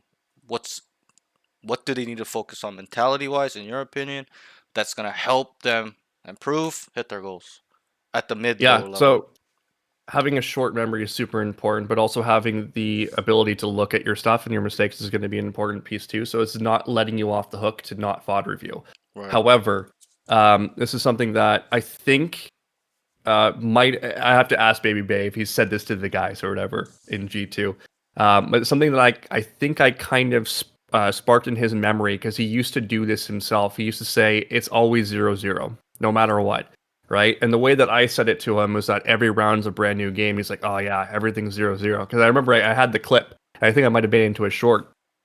And again, referring to that G2 moment where they were like hung on little mistakes, Yeah. he would remind everyone it's 0-0, guys. It's 0-0. I think this is so important because if you think about it, when you're going into a brand new game, there might be a couple of nerves, like you're a little bit worried about performance, all that stuff. Right. But when you're starting off 0-0 and the game hasn't really evolved to a point where a story's kind of developed, you're probably in a state where you're not as like frustrated or angry and all that stuff for what, might have happened with results. So if you sit there and say to yourself, well, it's just 0-0, or every round's a brand new game, let's focus on winning this particular game right here, and then we'll win the next one and the next one. But right now, let's stay in this present moment. It's so, so important. The way that I describe this a little bit further is that you have three mindsets. You either have the past mindset, you have the present mindset, or the future. The past mindset is all about depression, right? Right. Because Right. all you're thinking about in the past, like how many times do you think of all the good things you might have done? Probably Exactly. not as much as you think Exactly. about all the bad things, Right. right? All the Right. Right. mistakes you made. So you're probably in a depressive mindset. Well, that's not going to be helping you or your teammates or the result of this game. So let's get rid of that mindset. Well, you might say, let's think about the future because preparation's really good, right? Let's focus on the future. Well, that's an anxiety mindset, right? Because there's Because now unknown. you're thinking about what could go wrong. This is the unknown, the Right. fear of the unknown. Right. You got it. Bang on. So what's the best thing? I'm not going to flip you off, but the best one is the And present mindset. right. It's Right. the present mindset. It's being here and now. Being here now. Super important. A really good book. Be here now. Um, Ram Dass, I think it is. He talks about the present moment, being in the moment so that you can get the most out of the moment, right? Yeah. So, one of the things I advise some of the Radiant teams that I've coached in the past, because they all get really emotional, same way that G2 gets emotional on small mistakes, is I say, save it for review. We focus on right here, right now, Right. Right. right? Be right Yeah. here. Let's win this game. And then just write it down. Pen and paper. Pen and paper, guys. Pen and paper, it's the best thing. We used to do this all the time. I know that pens don't really exist in your repertoire anymore, but pen and paper is It's quite good. keyboard and notepad now. Keyboard and notepad. Yeah, yeah, yeah. That's what it is. Keep the phone away from you, but Yeah. like, and I have a point for that too. But write it down. Write it down. Round number 23. Billy told me to rush B. I think that was a stupid idea. Right? Write it down so you can get it out on paper, and then Right. afterwards you have the coach with you. Sit down together and say, "Hey, I didn't really like what Billy he called here. Can we get some clarity on it?" Right. Boom. Now you have a conversation when the emotions are gone, right? Instead of doing it in the moment. So short memory is super important. 0-0. Be in the moment. Yeah. Every round's a brand new game. I really like that advice with 0-0. And this is something I struggle with personally, where in Yeah. a game, whatever it was, where it's just like, fuck, we're losing, we're down, right? And then Yeah. it's like, bro, like, or fuck, man, why did I die like that in the game? And then that kind of holds me back in the game because I can't focus on the next round, the task Yeah. at hand, right? And we can use a lot of traditional examples too, where I'm sure Tom Brady was thinking the same thing when he was down in Super Bowl 2 times. He's not thinking, "Oh fuck, we're about to lose this game, man." He's probably thinking, "Oh, exactly, right there, the art Bill of winning." Belichick, art of Yeah, winning. right, right. It's like that, like mental fortitude of never giving up, understanding the task at hand, and just moving forward no matter what's happening. And even if we go to the old generation of gaming, I think it was more prevalent then. And I can use like StarCraft 1 as an example. It's a base building game, right? And you build armies and Yep. fight. They are Love it. losing the game. Their army is wiped and they just say, "Come and kill me. You need to kill everything before I lose." Like there's that resilience there, right? And I like that mentality. They would never give up. Even if there was a 1% chance only to win, they kept it going. And sometimes it happened, but I think that's really important with mentality as well. I really agree with what you said, and it's Uh, awesome. if I can quickly make one more point Yeah, to go this, ahead. to just to add on to what you just said, you know, I think people hate losing because they feel deep down the real fear they're wasting their time. I Yes. think that's really what it is. It's just a time waster, right? So like when Right. they lose, they're like, fuck, I gotta play another game, or I gotta get my RR back, and all this other stuff, and all these different things. I mean, it's at the end of the day, it's a waste of time, right? Yeah. So I say to them, you should be excited to lose because it's Mm. not a waste of time. Right. Did you record that game? Do you have lessons you can get from that? Right. Right? This is valuable mistakes, going back to the point that we made. Yeah. Valuable mistakes to be able to move you along faster. Because Right. I'd rather you make the mistakes now and learn from them than do it later on when you're pro and you lose thousands of dollars on it. Yeah. Right? Right. Right. Right? So it's Yeah. better to make these mistakes now. I So 100% the agree. the yeah, the problem is they feel they wasted their time, but if they've recorded the game, they're not wasting their time. They're learning Right. something from it, Yeah. right? It's not a waste. Even in my mind, I don't even think they need to record, but like yeah, that's very important too. But like just losing in general, you're gonna take something away from losing versus what do you take from winning? Like you feel good. There's dopamine. There's ego Mhm. develops. You're, yeah, yeah, yeah. I feel so good. I'm better. Yeah, yeah. The raw, Yeah, raw. But when you lose, you sit there and you go, "Holy fuck! I made so many mistakes. There was this crucial round where yeah, I could have won the round. This, yeah. this, this, this." And I think you're correct. Where The that's final important. the final point on that is that if you're losing a game and it's 12-0, Yeah. let's focus on the next round Right. and let's make sure that we're getting good repetitions in, Good. Yep. right? We're not just wasting our time. Right. Right. If you're not either recording, don't waste your time on these rounds. Every round pushes you closer to the goal. Yes. But if you're doing terrible repetitions, you're pushing yourself away from it. Yeah. So make sure you're communicating everything properly. Make sure you're peaking everything properly. Still follow the system, Yeah. right? I agree. I Yeah. agree. I think this is really important that we talk about it, and hopefully, the chat and people and the students can kind of take away from this, because, like you said, in the beginning, that mental is everything. Life, Yep. business, marriage, it's all mental, right? Yep. It's not much physical aspect to it besides staying alive, right? Right. But we can't control that. But it's what we have here, and in my mind, what we have here is to go through that process of failing, making mistakes, learning, moving Yep. forward, being present. Most importantly, not looking back and be like, "Oh my God, I used to be like this. Now I'm like that," and you get depressed, right? So Right. I think this was really good information. All right, let's move on. So the next question will be, um, in terms of higher elo. Now we were talking mid elo, low elo. Yeah. Now let's think more higher elo, high, not the high, but higher elo, the higher echelons. Where what starts separating these players? Because people don't Yeah. understand what it takes to separate yourself, at that level. Because it's quite important to think about this in my mind. Yeah. I've made content on this one too, and I've had people fight against me on this one, but Okay. it 100% it is this. Um, two things again, mental. Right. Number Right. one, Yep. as always, Mm-hmm. right? And the second thing I firmly believe is win conditions. I don't think high level players fully understand the impact of their utility, the timing in which they use it, and how they can get that impact to be able to find that win. What causes the win, right? And Right. again, with the lower, I say young, but lower ranked students, I'm setting them up early on in our Coach 10 Man's program. I say, what's your win condition here? My win condition is my breach alt. Cool. Let's use that breach alt to be able to win this round for free. How are we going to use it? We'll use it on site entry, or we'll use it on post plant. Have a raise alt. Cool. What's that used for? Kills? No, it's not used for kills. It's used for pushing everyone back. It's a deterrent. That's your win condition. Get onto the Right. bomb site, plant the bomb. Yeah. Use your breach alt afterward if you want to be able to stagger that site retake, right? Like identifying those things are super important.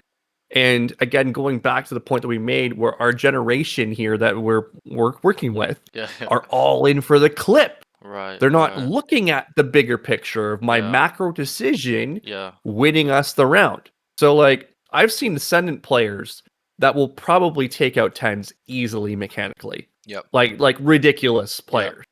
I worked with a guy named Vin. You know Yep. Vinny, Yep. Asian Vin. Yep. Yep. The Yeah. pro player, right? So he's not. Is he pro now? I think he's tier two. Is he made tier two? I guess he's pro. The I guess we radiant. can consider We're that pro talking about the now. radiant Vinny, right? Yeah. Yeah. Yeah. Yeah. Yeah. I know what you're talking about. Yeah, so I have content with him. I ended up coaching him at one point, and brilliant mechanics. And he was taking out tens. And I have the footage on my YouTube where he's absolutely diffing tens. But the difference maker between him and tens there was that tens won that game. Well, how the hell did he win that game? They found a way to win, regardless of the fragging. Right. Right? They Yep. found a way to win. Now, again, like looking at that person as an example, really great mechanics. I've seen people with those mechanics in Ascendant, right? So what's holding them back? They don't know how to win. They really haven't thought about it. They're just thinking about where do I get my next clip? Where do I Right. get my Right. next dopamine hit? Yeah. Right? They're kind of like crack addicts Yeah. looking They for their are. next big sniff, right? Where's my coke? Where's Right. my Right. coke? You know what I Right. mean? Right. Right? Yeah. So it's about showing them the excitement of the win comes from this objective that you are neglecting, Yep. right? Goes back to the protocols we talked about, right? The textbook that they're just throwing out the window and Yeah. saying, let me go for this clip, right? So identifying the win condition 100% on the macro level is a difference between a low ascendant player and a radiant player. And then beyond that is, team play macro, Right. like how Right. to combo things. That's like tier Yep. one, tier two, right? Like how that develops is like way beyond what they're experiencing in a platinum lobby or Of in ranked in course. general. I, this is gonna sound blasphemous, but I think Radiant's a low rank. I think Radiant's a low rank. When you look at the entire scale, Yeah. if you Yeah. compare a tier one player Mm-hmm. to the lowest Radiant player, it is not even close. It Yes. is not even close, I right? I agree. Um, yeah, on that alone. So that's the way I look at it. Yeah, and I kind of feel like with that, with them not understanding win condition, is a lot of decision making aspects too. Like you said, like they're crack addicts looking for that next hit, and they just Yeah. get rid of all factors to make the best decision possible because they just want that hit of dopamine. And when I Yep. interviewed Daniel Lanad Halim, he's a EU former tier two player, and I asked Yep. him the same question, and he said what really will separate a tier one to a tier two, or a tier two to a radiant, radiant to immortal three, or immortal three to immortal one, um, is really decision making, really trying Yep. to like making the best choices possible all the time, right? And Right. I completely would agree. Like people just look past that. They just are so selfish with themselves on what Hmm. that clip looking cool Yep. instead of winning, and then they complain, "Oh, I cannot win." It's like, bro, like, so Right. yeah, I think that's really good advice. Um, It separates like one mistake. So like one mistake is the difference maker in a win and a loss when you're getting into the higher ranks and into the tier systems, right? Like it's just right.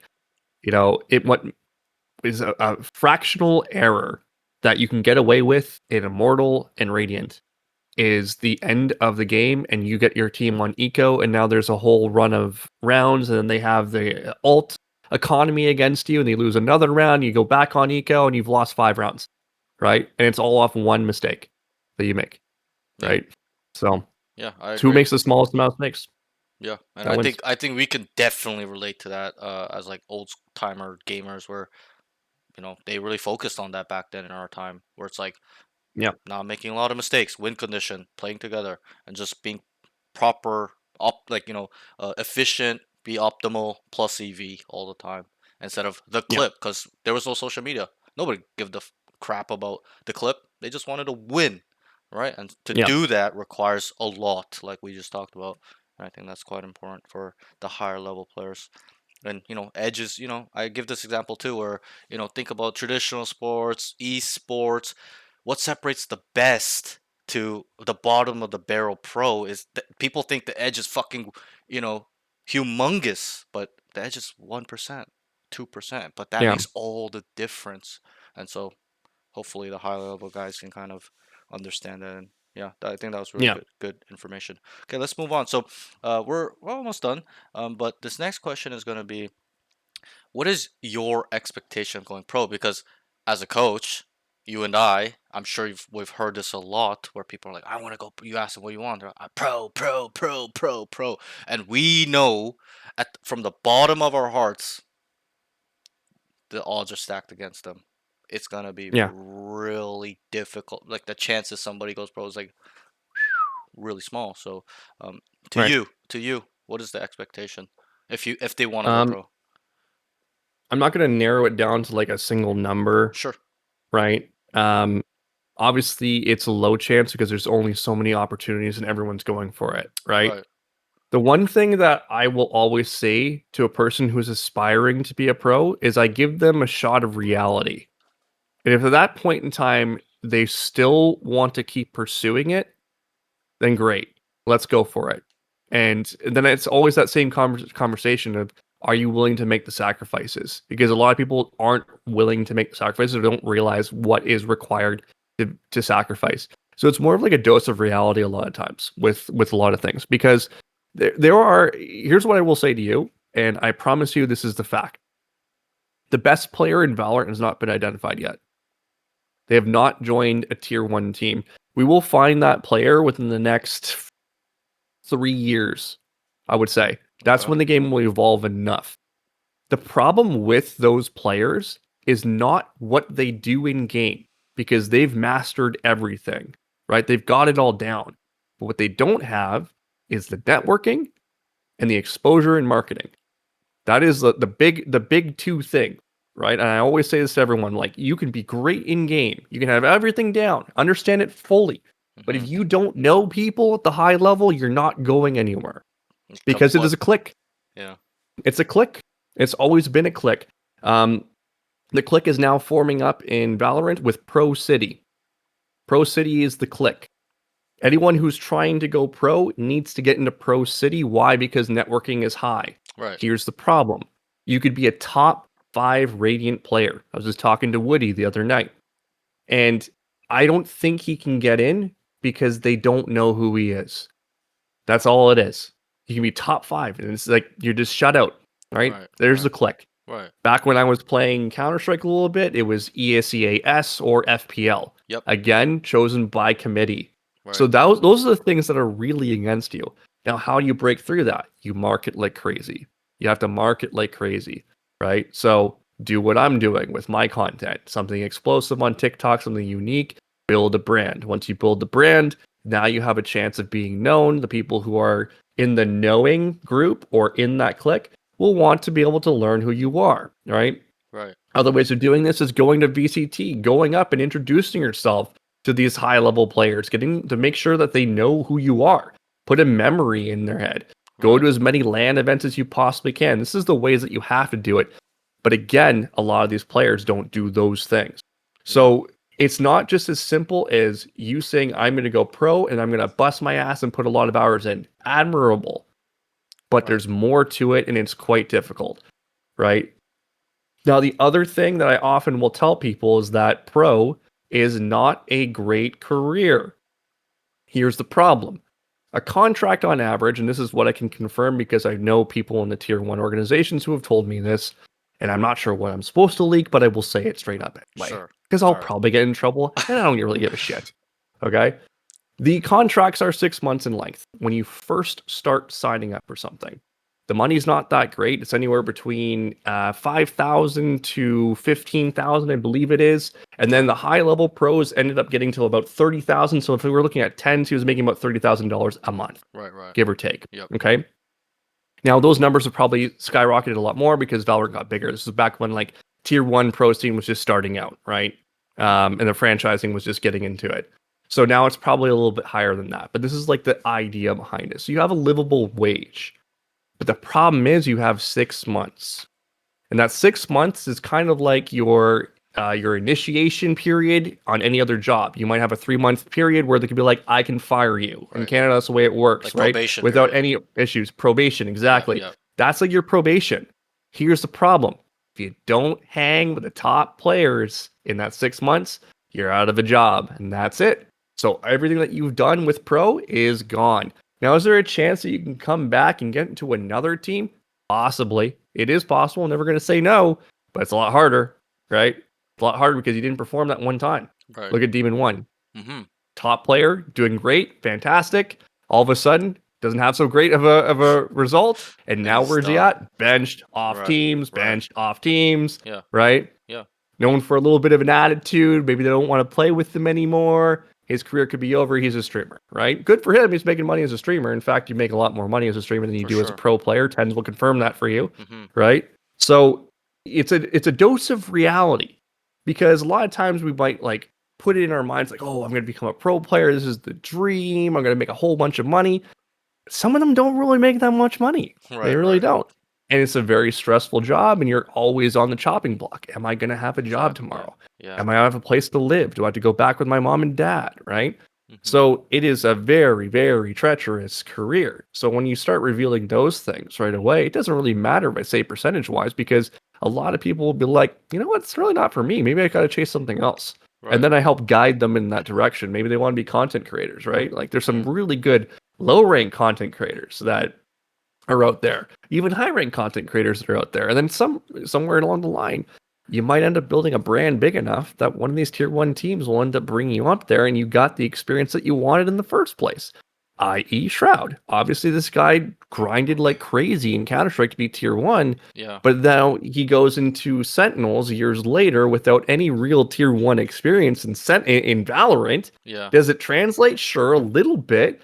But let's be honest, Sentinels made that move for a specific reason. The moolah, ladies and gentlemen. Come on. This Right. guy Right. builds a huge brand. I'm going to put Shroud on my team. I'm going to make some money out of that. Why the heck wouldn't I bring him on Right. for a Right. tournament that really doesn't matter that much for Yeah. Sentinels? Of course I'm going to do that, right? So build the brand. Build the brand and the dream can come true. I honestly believe that. And then keep practicing your skills. Do what you need to do, get to know people. That's the best way to do it. 100%. You could go through the traditional team route like the guard did. Yeah. That's even harder though. Oh That's yeah. way Oh harder. yeah.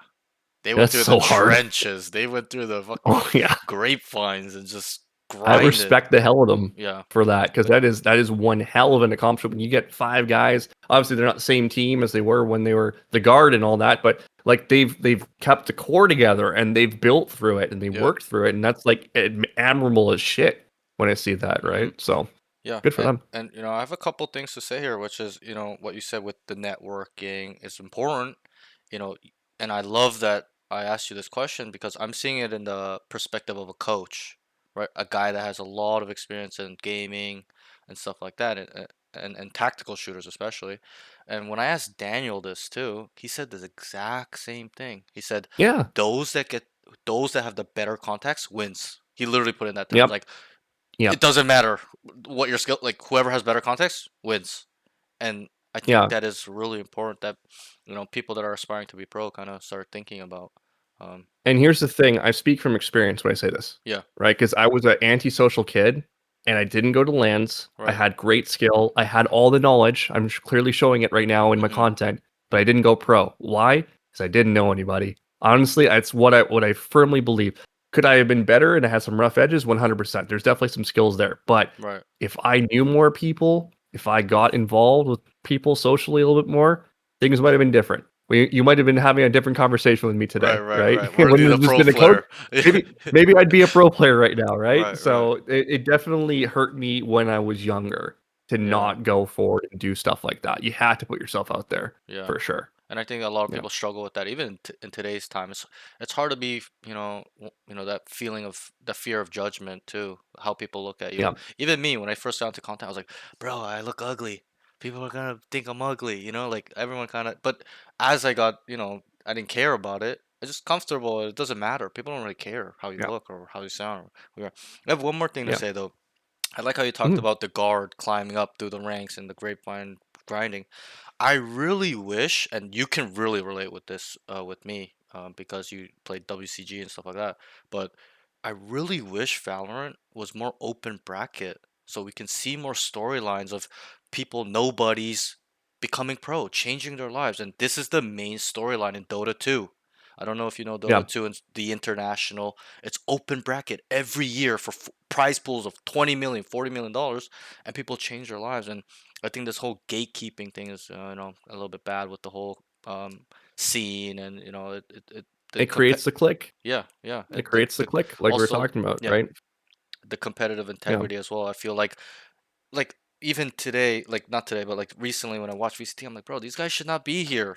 I want to see, you know, you know what I mean? And I'm not saying they're bad, but I just it's like the same 50 guys getting cycled through all these team. Like, bro, let me see some new, young kids, 18-year-olds coming up. Yeah. Give them a chance. These fucking 25-year-old, 30-year-old, bro. Get rid of these guys. And Yeah. yeah, I think that's to me, my It, it opinion is it's the bad. click. Yeah. It's the click. That's the problem, right? And it's not that I wouldn't want to see the 25, 30 year olds in there, right? In fact, I want to see more old gamers in there. I think that's something that needs to happen. Right. Right. Because you mentioned that reflexes go down, all that stuff. It's actually not that big Yeah. of a deal. It really Right. isn't. And I work with the body, so I can speak to this, right? It's not the difference of like a boxer, right? A Right. boxer Right. in sports, Yeah. right? Like you still do it. The problem is that, and you understand this, as you get older, you don't put as much time towards this stuff, Right. right? You Yeah. have bills to pay, you might have a young family, you got jobs, you got responsibilities, right? Mhm. If I were to drop everything and go for it, I could probably make it. It Right. would Right. take a lot of work and I would need to know people, right? I Right. would have to Right. get into the clique. Maybe I talk to Baby Bay and I start talking with some of these guys. Maybe I do a little coaching with them and then I start joining their scrims. They're like, whoa, you're actually pretty good. Why don't you come in for a couple more scrims? And all of a sudden things happen, right? So it's like, again, the networking piece of it, right? If I put all my time and effort into it, can I get Radiant? 100% I can get back to it. I've done it Yeah. before. I can do it again, Right. right? So I would like to see more older players coming back into it personally, but I want it to be open for sure. Like you were saying, Yeah. um, the the comparison that I have with this one was CPL back in the day.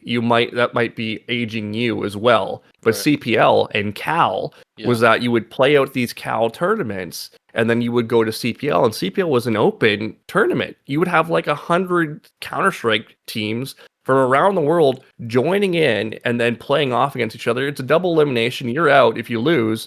But then you'd have some, hero story of this team coming together out of Yeah. nowhere. Like five guys were friends in like one state, Yeah. and then they brought it all the way to the finals. And they lost Mhm. to Heaton, but they brought it to the finals. You know what I mean? Right. Like, so the thing that I think should change is that there should be one VCT event a year that also plays into the whole like point system. That's a completely Open open bracket. tournament, Mm. completely open tournament, and then like everyone else can, you might have, four seeds, the top Yeah. winners or whatever, or the top point leaders that they get seeded in automatically, right? And they're already in the bracket. Maybe they have like a bye for the second game or something like that. But then everyone else has to go through the online qualifiers that goes all the way to it, and then Right. you finally get new teams, and it's from everyone on every region sort of thing, and you just put yourself in Yeah. there. We might see the same VCT teams. We most likely will, Right. but you're still giving the opportunity for people to Yeah. be able to make that move from a team environment. Keep the VCT the way it's going. That's fine, but you have two open events you throw in there. More things to watch, right? And Yeah. then again, like you have like a dead open, like dead season, like after champs, like how long does it take? Like 6 months or Forever. 5 months Forever. till we get another VCT going, right? Yeah. Like have some open things for Exactly. like getting into the VCT. Let's Right. do it all that dead time, Yeah. right? Might as well make some money while you're doing it, Right. right? Yeah, I think that's good Yeah. too, and I like that. And maybe they could also maybe we're theory crafting here, but maybe if like they lower the age limit for those tournaments as well, so that way you can start seeing newer talent. But like I don't know, like Now we're getting legal stuff. sure, That's sure, legal sure, stuff but though, right? really, So, really, are we? yeah. But like back in the day, I Yeah. mean, even in Dota 2, you can be a pro when you're 14. Like I don't like why is there an age Yeah, it's restriction? I just don't understand that.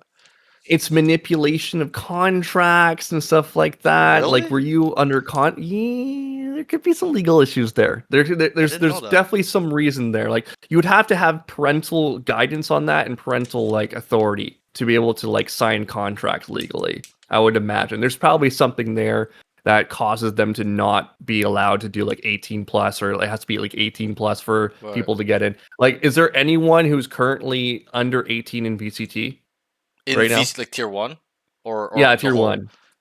I don't think so. I don't think so. Yeah. So there's got to be something legally that's like making it harder for them to be able to do that, or there's got to be something in there. I'm not sure, but like Right. But like I in I tier agree. two, they let people under 18 play. Like Redux is 17 or whatever. Yeah, because I think Like that's kind of like maybe like I don't is understand that that. like what kind of contract is that though? Are they getting paid out But it's like like sure, I guess, but I'd have to look into it. I don't yeah, know. yeah, we don't All know. I know is that like if you're going to be putting someone onto a screen on TV, you know what I mean? Like versus tier 2, you're probably not going to be on TV most likely unless you make it all the way to VCT. Like there's probably something there that's going on. I don't know. I Yeah, don't know. yeah, yeah. I'm just speaking on my ass, but Right, like right. that's Yeah, kind of like what I would think. It's there's got to be something there that's holding them back from doing that yeah. specifically. Because like I look back when I was competing, there was a guy named Swag. Okay, Swag Braxton Swag Pierce. He played Valorant in the beginning too. This kid was a prodigy. He was like 12 years old. He was playing in what was called ESEA Invite at the time. He Right, was killing it, absolutely crushing it. So is there some talent that are down there? 100%. There's some people that just know life this game as a kid because you can, right? And right. they're amazing players. You know, I met quite a few of them. There's a 16-year-old that I was playing with. I'm like, you can make it pro if you really put yourself into it. Yeah. He had decided not to, but he could have made it pro 100%, and he was 16. And I'm like, if you keep this going, you're good. So there's definitely talent there. I just don't know if there's legal restrictions to that. I'll get back to you on that. I know some people I can Okay. ask. Yeah. I just Yeah, yeah, because you and I were from the old generation where there was no age limit. Doesn't matter. Well, you just played. from Yeah, what I remember, at least I don't remember them being like, "Oh, you cannot compete because you're fucking 14." Like I don't remember that. I remember, I never had organizations signing me, so I can't speak to that. But right, like right. even then, like I'm sure it was the Wild West when we were competing, Yeah, right? yeah, Like yeah. you know, sometimes you might like even these orgs. Like I was talking to Jordan, like Nothing Gilbert at one point, and like it's like, yeah, you know, sometimes we never even got paid. You know what I mean? Right, right, right. It's Yeah. like, It's like is it even legal? yeah. No, I fully understand. Yeah, yeah. I guess that Yeah, could, yeah, but yeah. All right. Let's move on. So the next question or the next topic will be let's talk about IGL role. Why is it important yeah. to you? Because a lot of people don't even like understand what it means or, what its importance is. What its You importance know, is. for me, it's the most exciting role in the game. And it's not. Here's the thing I teach people too is that IGL doesn't mean you need to be the strat caller.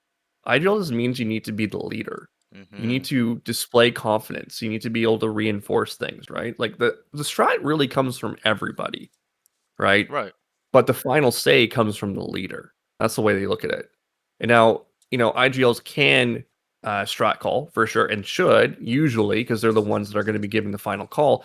But they're also the people that will inspire confidence in other people, right? It's like I find the IGLs are the ones that are most likely going to be fitted well to be a coach later on once they've retired because they're looking at the game from not just that micro level that everyone in clips are looking for. Right. Everyone wants to be the duelist, right? The IGL is the most important role because you learn how to enjoy the game from a different perspective. You're like the overhead view. You're seeing Right. things from a different level, which is so exciting, right? For Yeah. me, I'm like, fuck fragging. I just want to like be able to Exactly. like outstrat this other team and Right. completely wipe them out. So I was an IGL for WCG, for example, for a long time. I ended up going into it was WCG 2014, I think it was. So I had given up. It was 2012 when I went for the finals in Canada, and then I got called back in 2 years later, and I wasn't even playing Crossfire. And they're like, "Hey, we need you to IGL. Would you want to come in?" I'm like, "Yeah, sure, why not? I'll do it." So on paper, we're playing this team in Canada. At this point, the division in Canada got a little bit bigger in terms of the competition, and competition was a whole lot better. And I had learned a whole bunch from Counter Strike, and these Crossfire players were playing very, very one dimensional. It was basically like the equivalent of ranked, like Radiant ranked, basically. Like it's kind of like all over the place. Maybe there's a little bit of like flash coordination, stuff like that, but nothing crazy on the macro. So I had taken a whole bunch of learnings from Counter Strike, and I brought it into this game. I started IGLing. Didn't frag well, but I always say this: my favorite game that I ever played, statistically, and the best game that I ever played in my career, I went 6-13. And everyone's just like, why would you say that? Like, that was a terrible scoreline. You played terribly. I'm like, well, what if I told you those 6 frags were all 1v1 clutch rounds? And I won 6 rounds for our team. Is that score line good now? Oh, it is, isn't it? Yeah. So Yeah. was I playing a good game or was I playing a bad game? What if Right. I also told you I was IGLing that game and I changed the way that people looked at the map, Right. right? Because of the strategy, Mm-hmm. right? The strategy that I brought over from a different game that these guys had never seen before. Right. So at this point in time, what was happening was you played a map like Dust 2. It was called Black. Was it Black Widow or something like that? Widow something. Can't remember what it was. Do you remember? Do you remember In Counter, Crossfire at all? I did Crossfire. play. I did play, but I don't. I was too young. I was probably like It, 9, 10 years old, or like 12, something like that. So I don't remember the yeah. So there, maps, but I did play that game. I actually enjoyed that game quite a lot. Actually, that was my second Black FPS. Widow. Black Widow. It is basically a copy of Dust 2.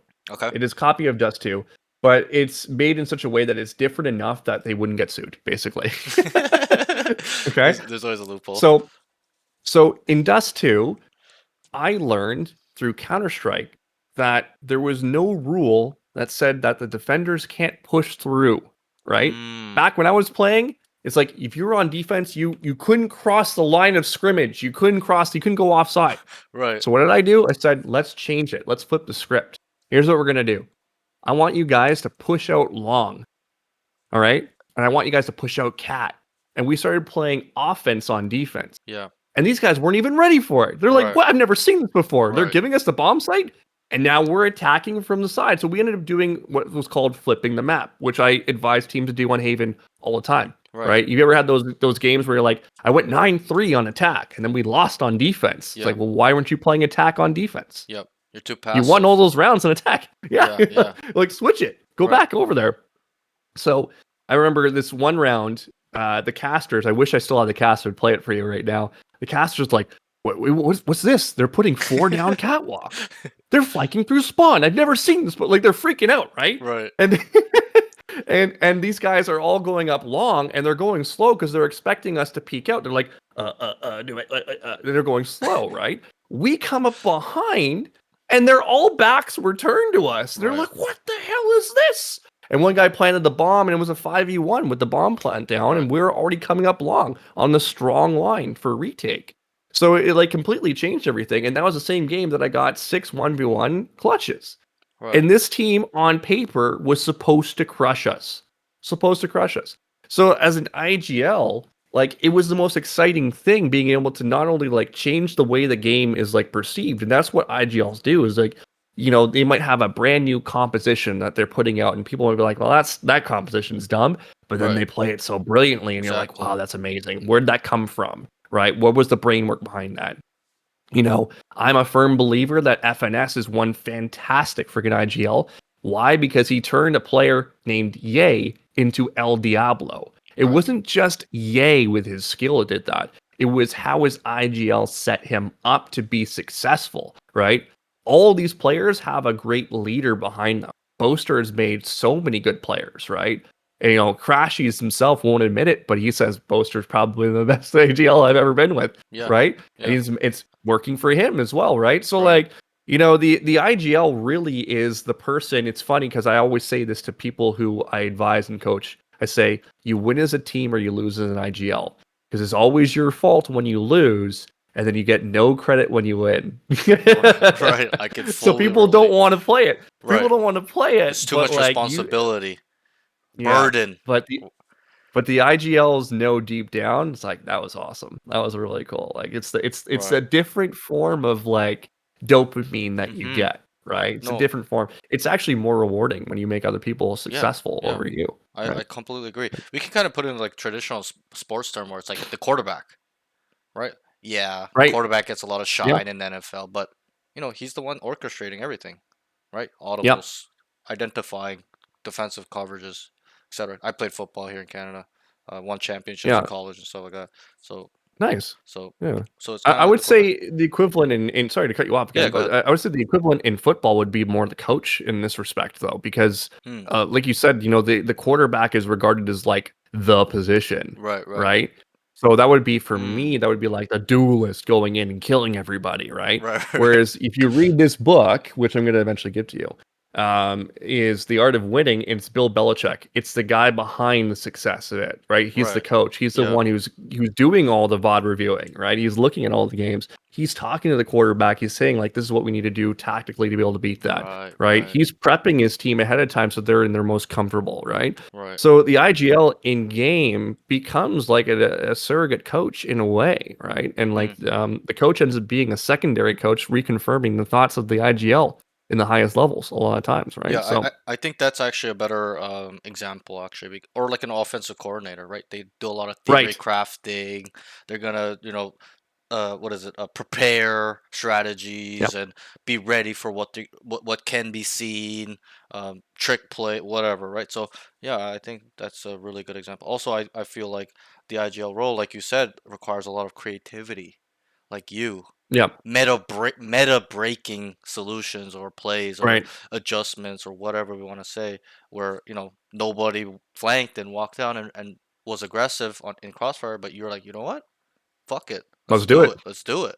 And it's like Yeah. trying things out and then you improve upon and stuff like that. And I think that's something we can relate with as well. It's like, in our times we used to call it meta, right? What is Yeah. Most used, effective right? tactic Tactics, builds, stuff like available. that, Yeah. Yeah. right? And I think you're correct where the most creative minds gets to push those type of new strategies and Yep. groundworks forward. And like when I try to think about VC, I don't know if I see that too much. It's all the standard same stuff.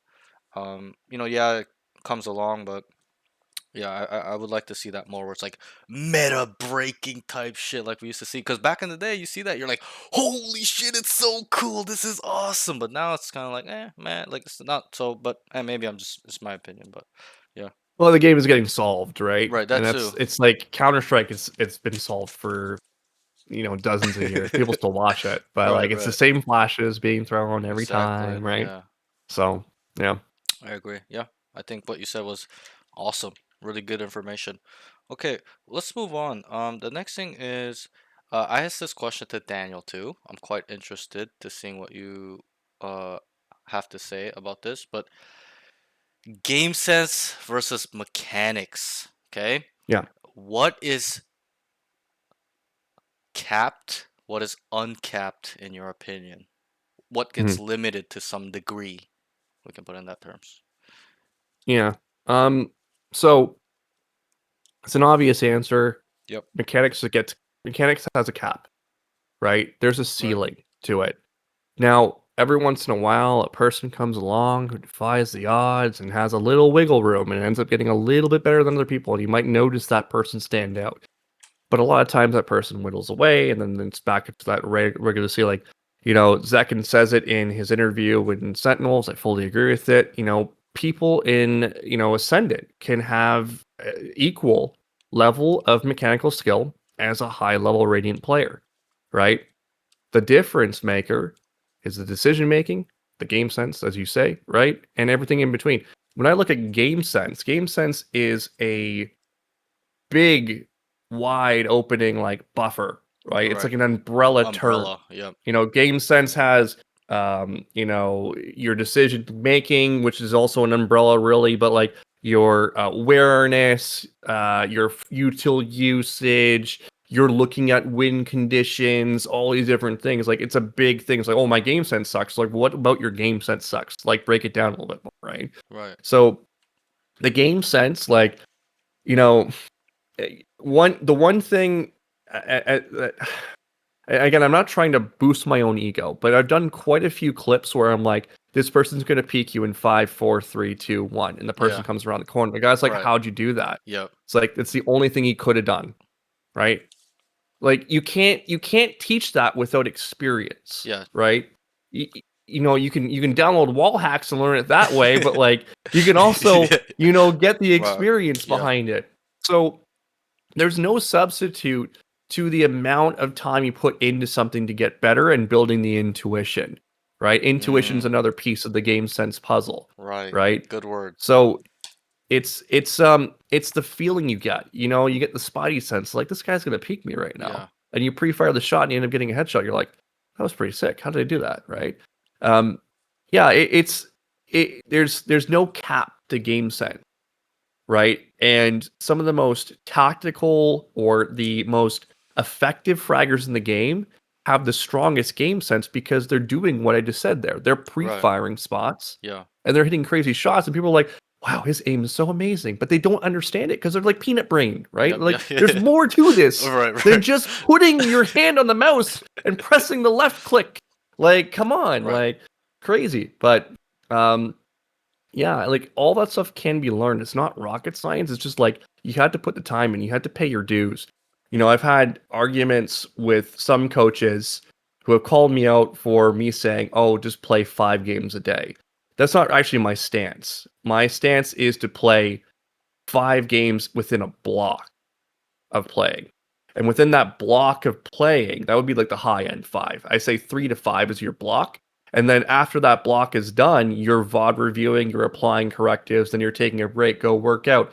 Then if you have no life, play a second block. So you're Right. playing 10 games, Yeah. right? And you're giving yourself a break so you're not just like tilt queuing, Right. right? His opinion was play, play, play, play, play. You're going to get better. It's like, yeah, Right. you could totally, like we said before, take this keyboard and smack your head against it over and over Hmm. again.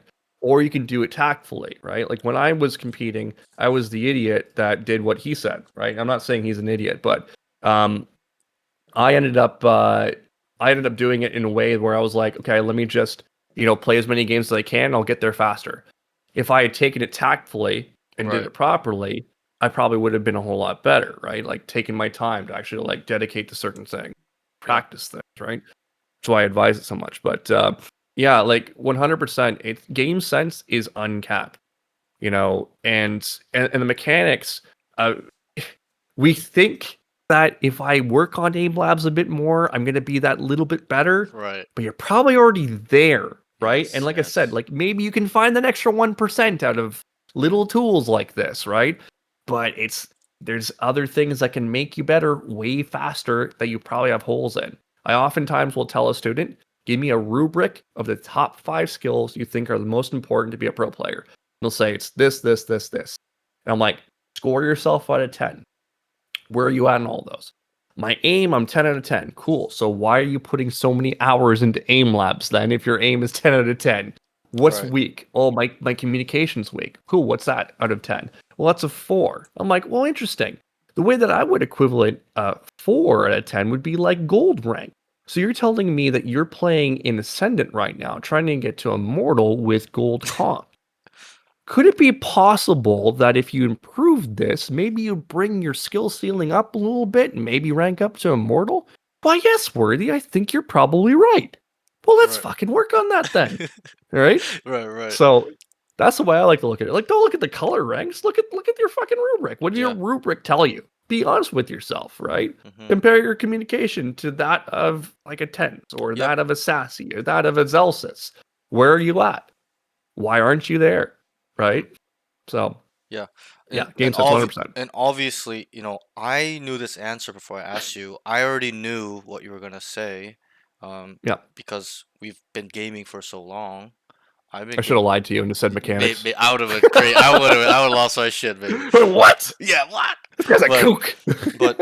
it just makes sense. Like mechanics get limited to some degree, and when you look at gaming or in our perspective, the history of gaming, you know, bro, things have evolved so much within a certain game or in general, right? Where the games is just like, Right. what the fuck, right? It's even now like Valorant is so much, harder, right? So, but I also agree that the game sense is uncapped obviously to some degree as well, but it's much Right. more higher skill ceiling than mechanics.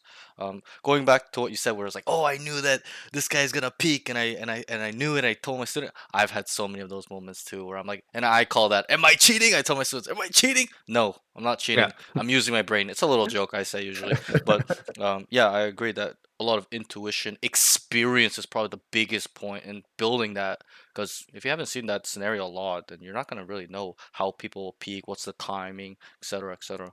Um, and then also with what you said with how pros do these crazy pre-fires or just these these moments and times where like, what the how did he know? Like I can even use Oxy as an example recently where it was Lotus. I forgot who they were playing against, and I didn't get uh, to see the game, right, unfortunately. right. But yeah, continue. Yeah. It was a 2v1, and they both had A site. They planted the bomb. Oxy goes heaven by the box, and he sits on the box. And the guy comes flank, the solo guy, opens the door, starts walking stairs to go up to heaven, and Oxy was looking at drop main area. And as the Yeah. guy's coming, this guy just turns around, waiting for this guy to walk. I was just like, how does he know he's fucking cheating, right? And he's obviously there's a lot involved on why he came up with that answer in his mind of, oh, I know he's coming here, right? But I think that It's percentages, it's tendency. Like, yes, he's played against these guys a lot, right, right, but percentages are the biggest thing, and I try to teach my high level students. I'm like, "What's the likelihood of them doing this? right, right, It's this. mm-hmm, Even if you're wrong, pre-fire it, because why not? right, right, And then if he comes around the corner, you're a genius. yeah, If he doesn't come around the corner, you know he's not coming from there. He's right, coming right, from somewhere else. right, You right. still win, It's like no matter logic. what. It's like using logic, Yeah, and like it's all logic. people don't have logic these days, or they Yep. struggle with this. So like I don't know. It's like, but I 100% agree as well. Mhm. Yeah, it's so much more. It's like It's like hard to explain. It's hard to see on paper. Like it's intangibles, right? Like a Right. lot with also the person who he is. It's the experience, but yeah. Yeah.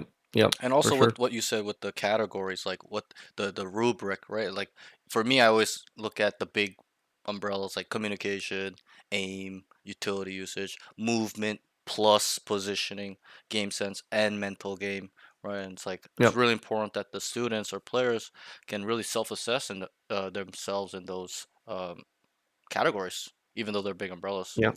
because Yep. it's just you need it because it's not just aim like we just Yep. talked about this whole time, right? So. Yeah, It's a self-realization when you yeah, do a rubric. And, like, you compare yourself. I always will say, like, pick your favorite pro player. Who's your favorite pro player? "Oh, it's Zelda, it's awesome." Let's pretend all of his skills are 10 out of 10. How do you relate? How do you stack up in all those areas? What do we need to do in order to get to that level? What does Zelsta's do to get this good? He does this, this, and this. Cool, let's start doing that, right? right. And have them come to the answer themselves again, Yeah. right? They know what they need to do. Now Mm-hmm. it's up to them to do it. And also coming back with what you said with the aspect where it's like, oh well, people just kind or like how you guys were talking about, oh you were talking about the blocks playing, and how I have to change the strategy, being tactical with Mhm. improving, right? Yeah, I think it's really important as well because I had a student as well where he's a mortal good player and he's playing 800 games an act, and I always try to yeah, keep up with him, and I said, how you doing, bro? And it's still the same rank, and I told him, I gave him a free session as well, and and we talked, and I said, bro, like you gotta change your strategy. What you're doing yeah. is just it's not effective. It's not working. The results not there. You gotta get really methodical in your planning towards that, and I think It's the what you said, definition of insanity, is doing the right, same thing over and over again, expecting a different result. right. So it's like you got really good at this, you've tested it now. Do you need more reps testing it to prove to yourself that it's not gonna work? Why don't we Right. try something different? Try a different Exactly. approach, Yeah, and I right? really like what you said Yep. there. It's really important, and I hope a lot of my students that are watching right now or that will see in the VODs take this to home because that's one issue I see too, where they cannot change the strategy in terms of their process of improvement. They just play and that's it. It's like, bro, you got do something else. Go work on your body. Right. Get deezed. Get jacked. Get Yeah. abs, and focus on your mental side. We'll focus on the game side. VOD review. Yep. Watch pro play. Watch Radiant streams. Right. And I think it's important that they hear that from you as well because they probably will Mm. respect you way more than me. I'm a new coach, you know. So, but I think I respect you on your journey as becoming a coach, man. thank Like, you. there's not enough people that are stepping up in this community to do that and help other people, and it's a very noble cause that you're doing. So Yeah. it's not about how good I am or how good you are, anything like that. You are doing a noble pursuit right now, and I respect the hell out of you for that. Thank you, thank you. I appreciate you as well. I really, love your content. I'll be honest. I actually did not know you were a coach for quite this long. Like your content, progress, and I Mm. started seeing your content. I think about. about I want to say about last year, end of last year. Hmm. But I really liked how you're, in my mind, you are more of a, um, from what I see in your clips, it's like you're super technical, right? I'm a little bit Yeah. more general and I look at myself more of a mental performance coach, even though I can help them with game sense and mechanics to a high level. That's what I really, really focus on, and also why I kind of started interviewing people, so that way, not for me, but for my students, for people, Yeah. players can see in the minds of what it takes, what we need to focus on, different perspectives. Because you know how people are. They're stuck in their ways. They don't really see, Yeah. they're able to see different perspectives, be unbiased. They're always emotional, stuff like that. So I Hmm. think um, it's really great that we got to talk and break all this stuff down, because hopefully, and that's what I want. I'm not saying it will, but somebody can take away from this in their journey of not just Valorant and gaming, but the mental aspect of life, because it Yeah. all transfers through, right? And I think to me that's most important, that they work on this mental side in gaming, so that Hmm. it gets them ready for life, at least, because they're young men. Right. Generally are they're guys that come for coaching, right? But there've been females too, but they're young people, Yeah. and I feel like us as boomers, we've done our due. We've gone through the fire ourselves, that burning desire to compete, be Hmm. somebody. Obviously, I failed. You've probably failed to some degree as well in that. There Yeah. and and Mm. and uh, I believe my purpose is to help them on their I journey was. Yeah. and give them Yeah. my That's it. knowledge, and that's why I started coaching, right? Because Hmm. what am I gonna get from trying to play 20 hours a day and just get to this goal when I could just spread my knowledge that I've built over 20 And years of, help other people do yeah, it. yeah, yeah, Yeah. and really It's way see. more rewarding. It is. You feel more full, and it's a different type of feeling. So Yeah. yeah, but that's pretty much it. That's all the questions. It was a really good conversation. I know it was really long. I told you an hour and a That's half. It's okay. about No two and a half worries. hours. Um, but yeah, I think all the information you said was really important. I hope people listen to it. Also, hope we can do some more content going up. Maybe we can do like a boomer play together type content or something like that. That'll be funny. You But you have to pay me big bucks to play oh this fuck, game, pay man. That's bug all you like. I fucking or hate something. playing Maybe we this could do game. an IRL stream or We something can like maybe that. do it. Yeah, something like Yeah, that. maybe if But I start playing again for sure. I have to regain my skills to be able to actually do right, it. But right. yeah, But for sure. yeah. I think you're Immortal 3, right? I gotta Yeah, catch up to I'm get to Immortal you. 3 peak. Yeah. But that was a while Yeah. ago. That was No. episode 5, 6. I got to Immortal recently, but I just stopped playing. I'll be honest, I just stopped playing. To me, it's kind of boring Yeah. now, and I don't have that passion anymore to compete. Like You I'm know the right, feeling. right, right. I'm going through what kind of you went back then, right? So, Yeah. hopefully, Yeah. and I'm gonna be honest. I think a lot of the information you told me, will definitely help me in my journey of a coach. I really appreciate you giving me the time, because I tried to contact so many people, and you're literally the only guy that gave me his time of day, and I appreciate that a lot. I'm being honest that, um, you know, I'm a Who else little. did you contact?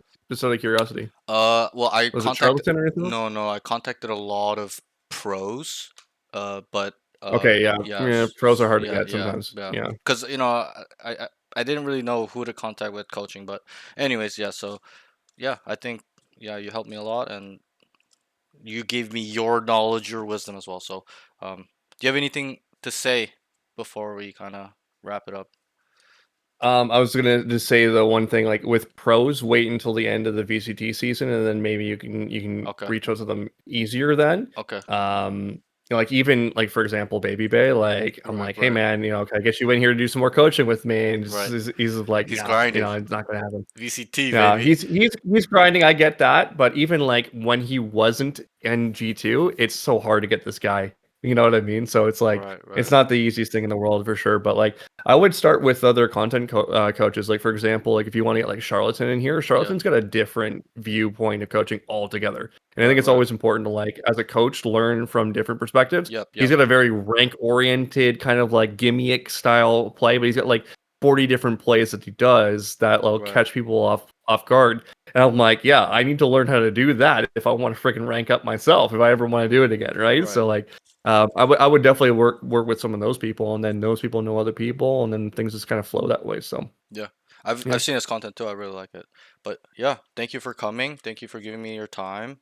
Appreciate it a lot. We'll definitely keep in touch and do some stuff in the future, hopefully, and stuff like that. And hopefully, yeah, that's that. Um, yeah, man, keep up doing what you're doing. Thank you. Like I Appreciate it. said, the coaching content's fantastic. I was listening to it. It popped up on my TikTok feed. I'm like, let me listen to this because every time I hear a coach, I'm like, I want to see what they're all about, Right, right. Me and maybe too. there's something more I can learn. And then when I listen to it, I'm like, yeah, that's all right. That sounds good. Sounds Right. good to me. That I means a agree with lot. it. That means a lot because I always had those feelings for like maybe my information's not, it's good or Ah, maybe you're it's, good. but yeah, thank you. It means a lot You're to me. good. It really does. So, thank you so much. And yeah, Thank you for your time. no worries, Thank no you for your worries, time. It no was a lot of worries. No, fun. it's a pleasure. It's a pleasure. All right, thanks, bro. I'll see you. I'll see you on the server, hopefully. All right. The coaching Sounds server. Later. good. Have a good night. Take care. All right. Bye. Take care. Peace. All right, guys. All right. All right. All right.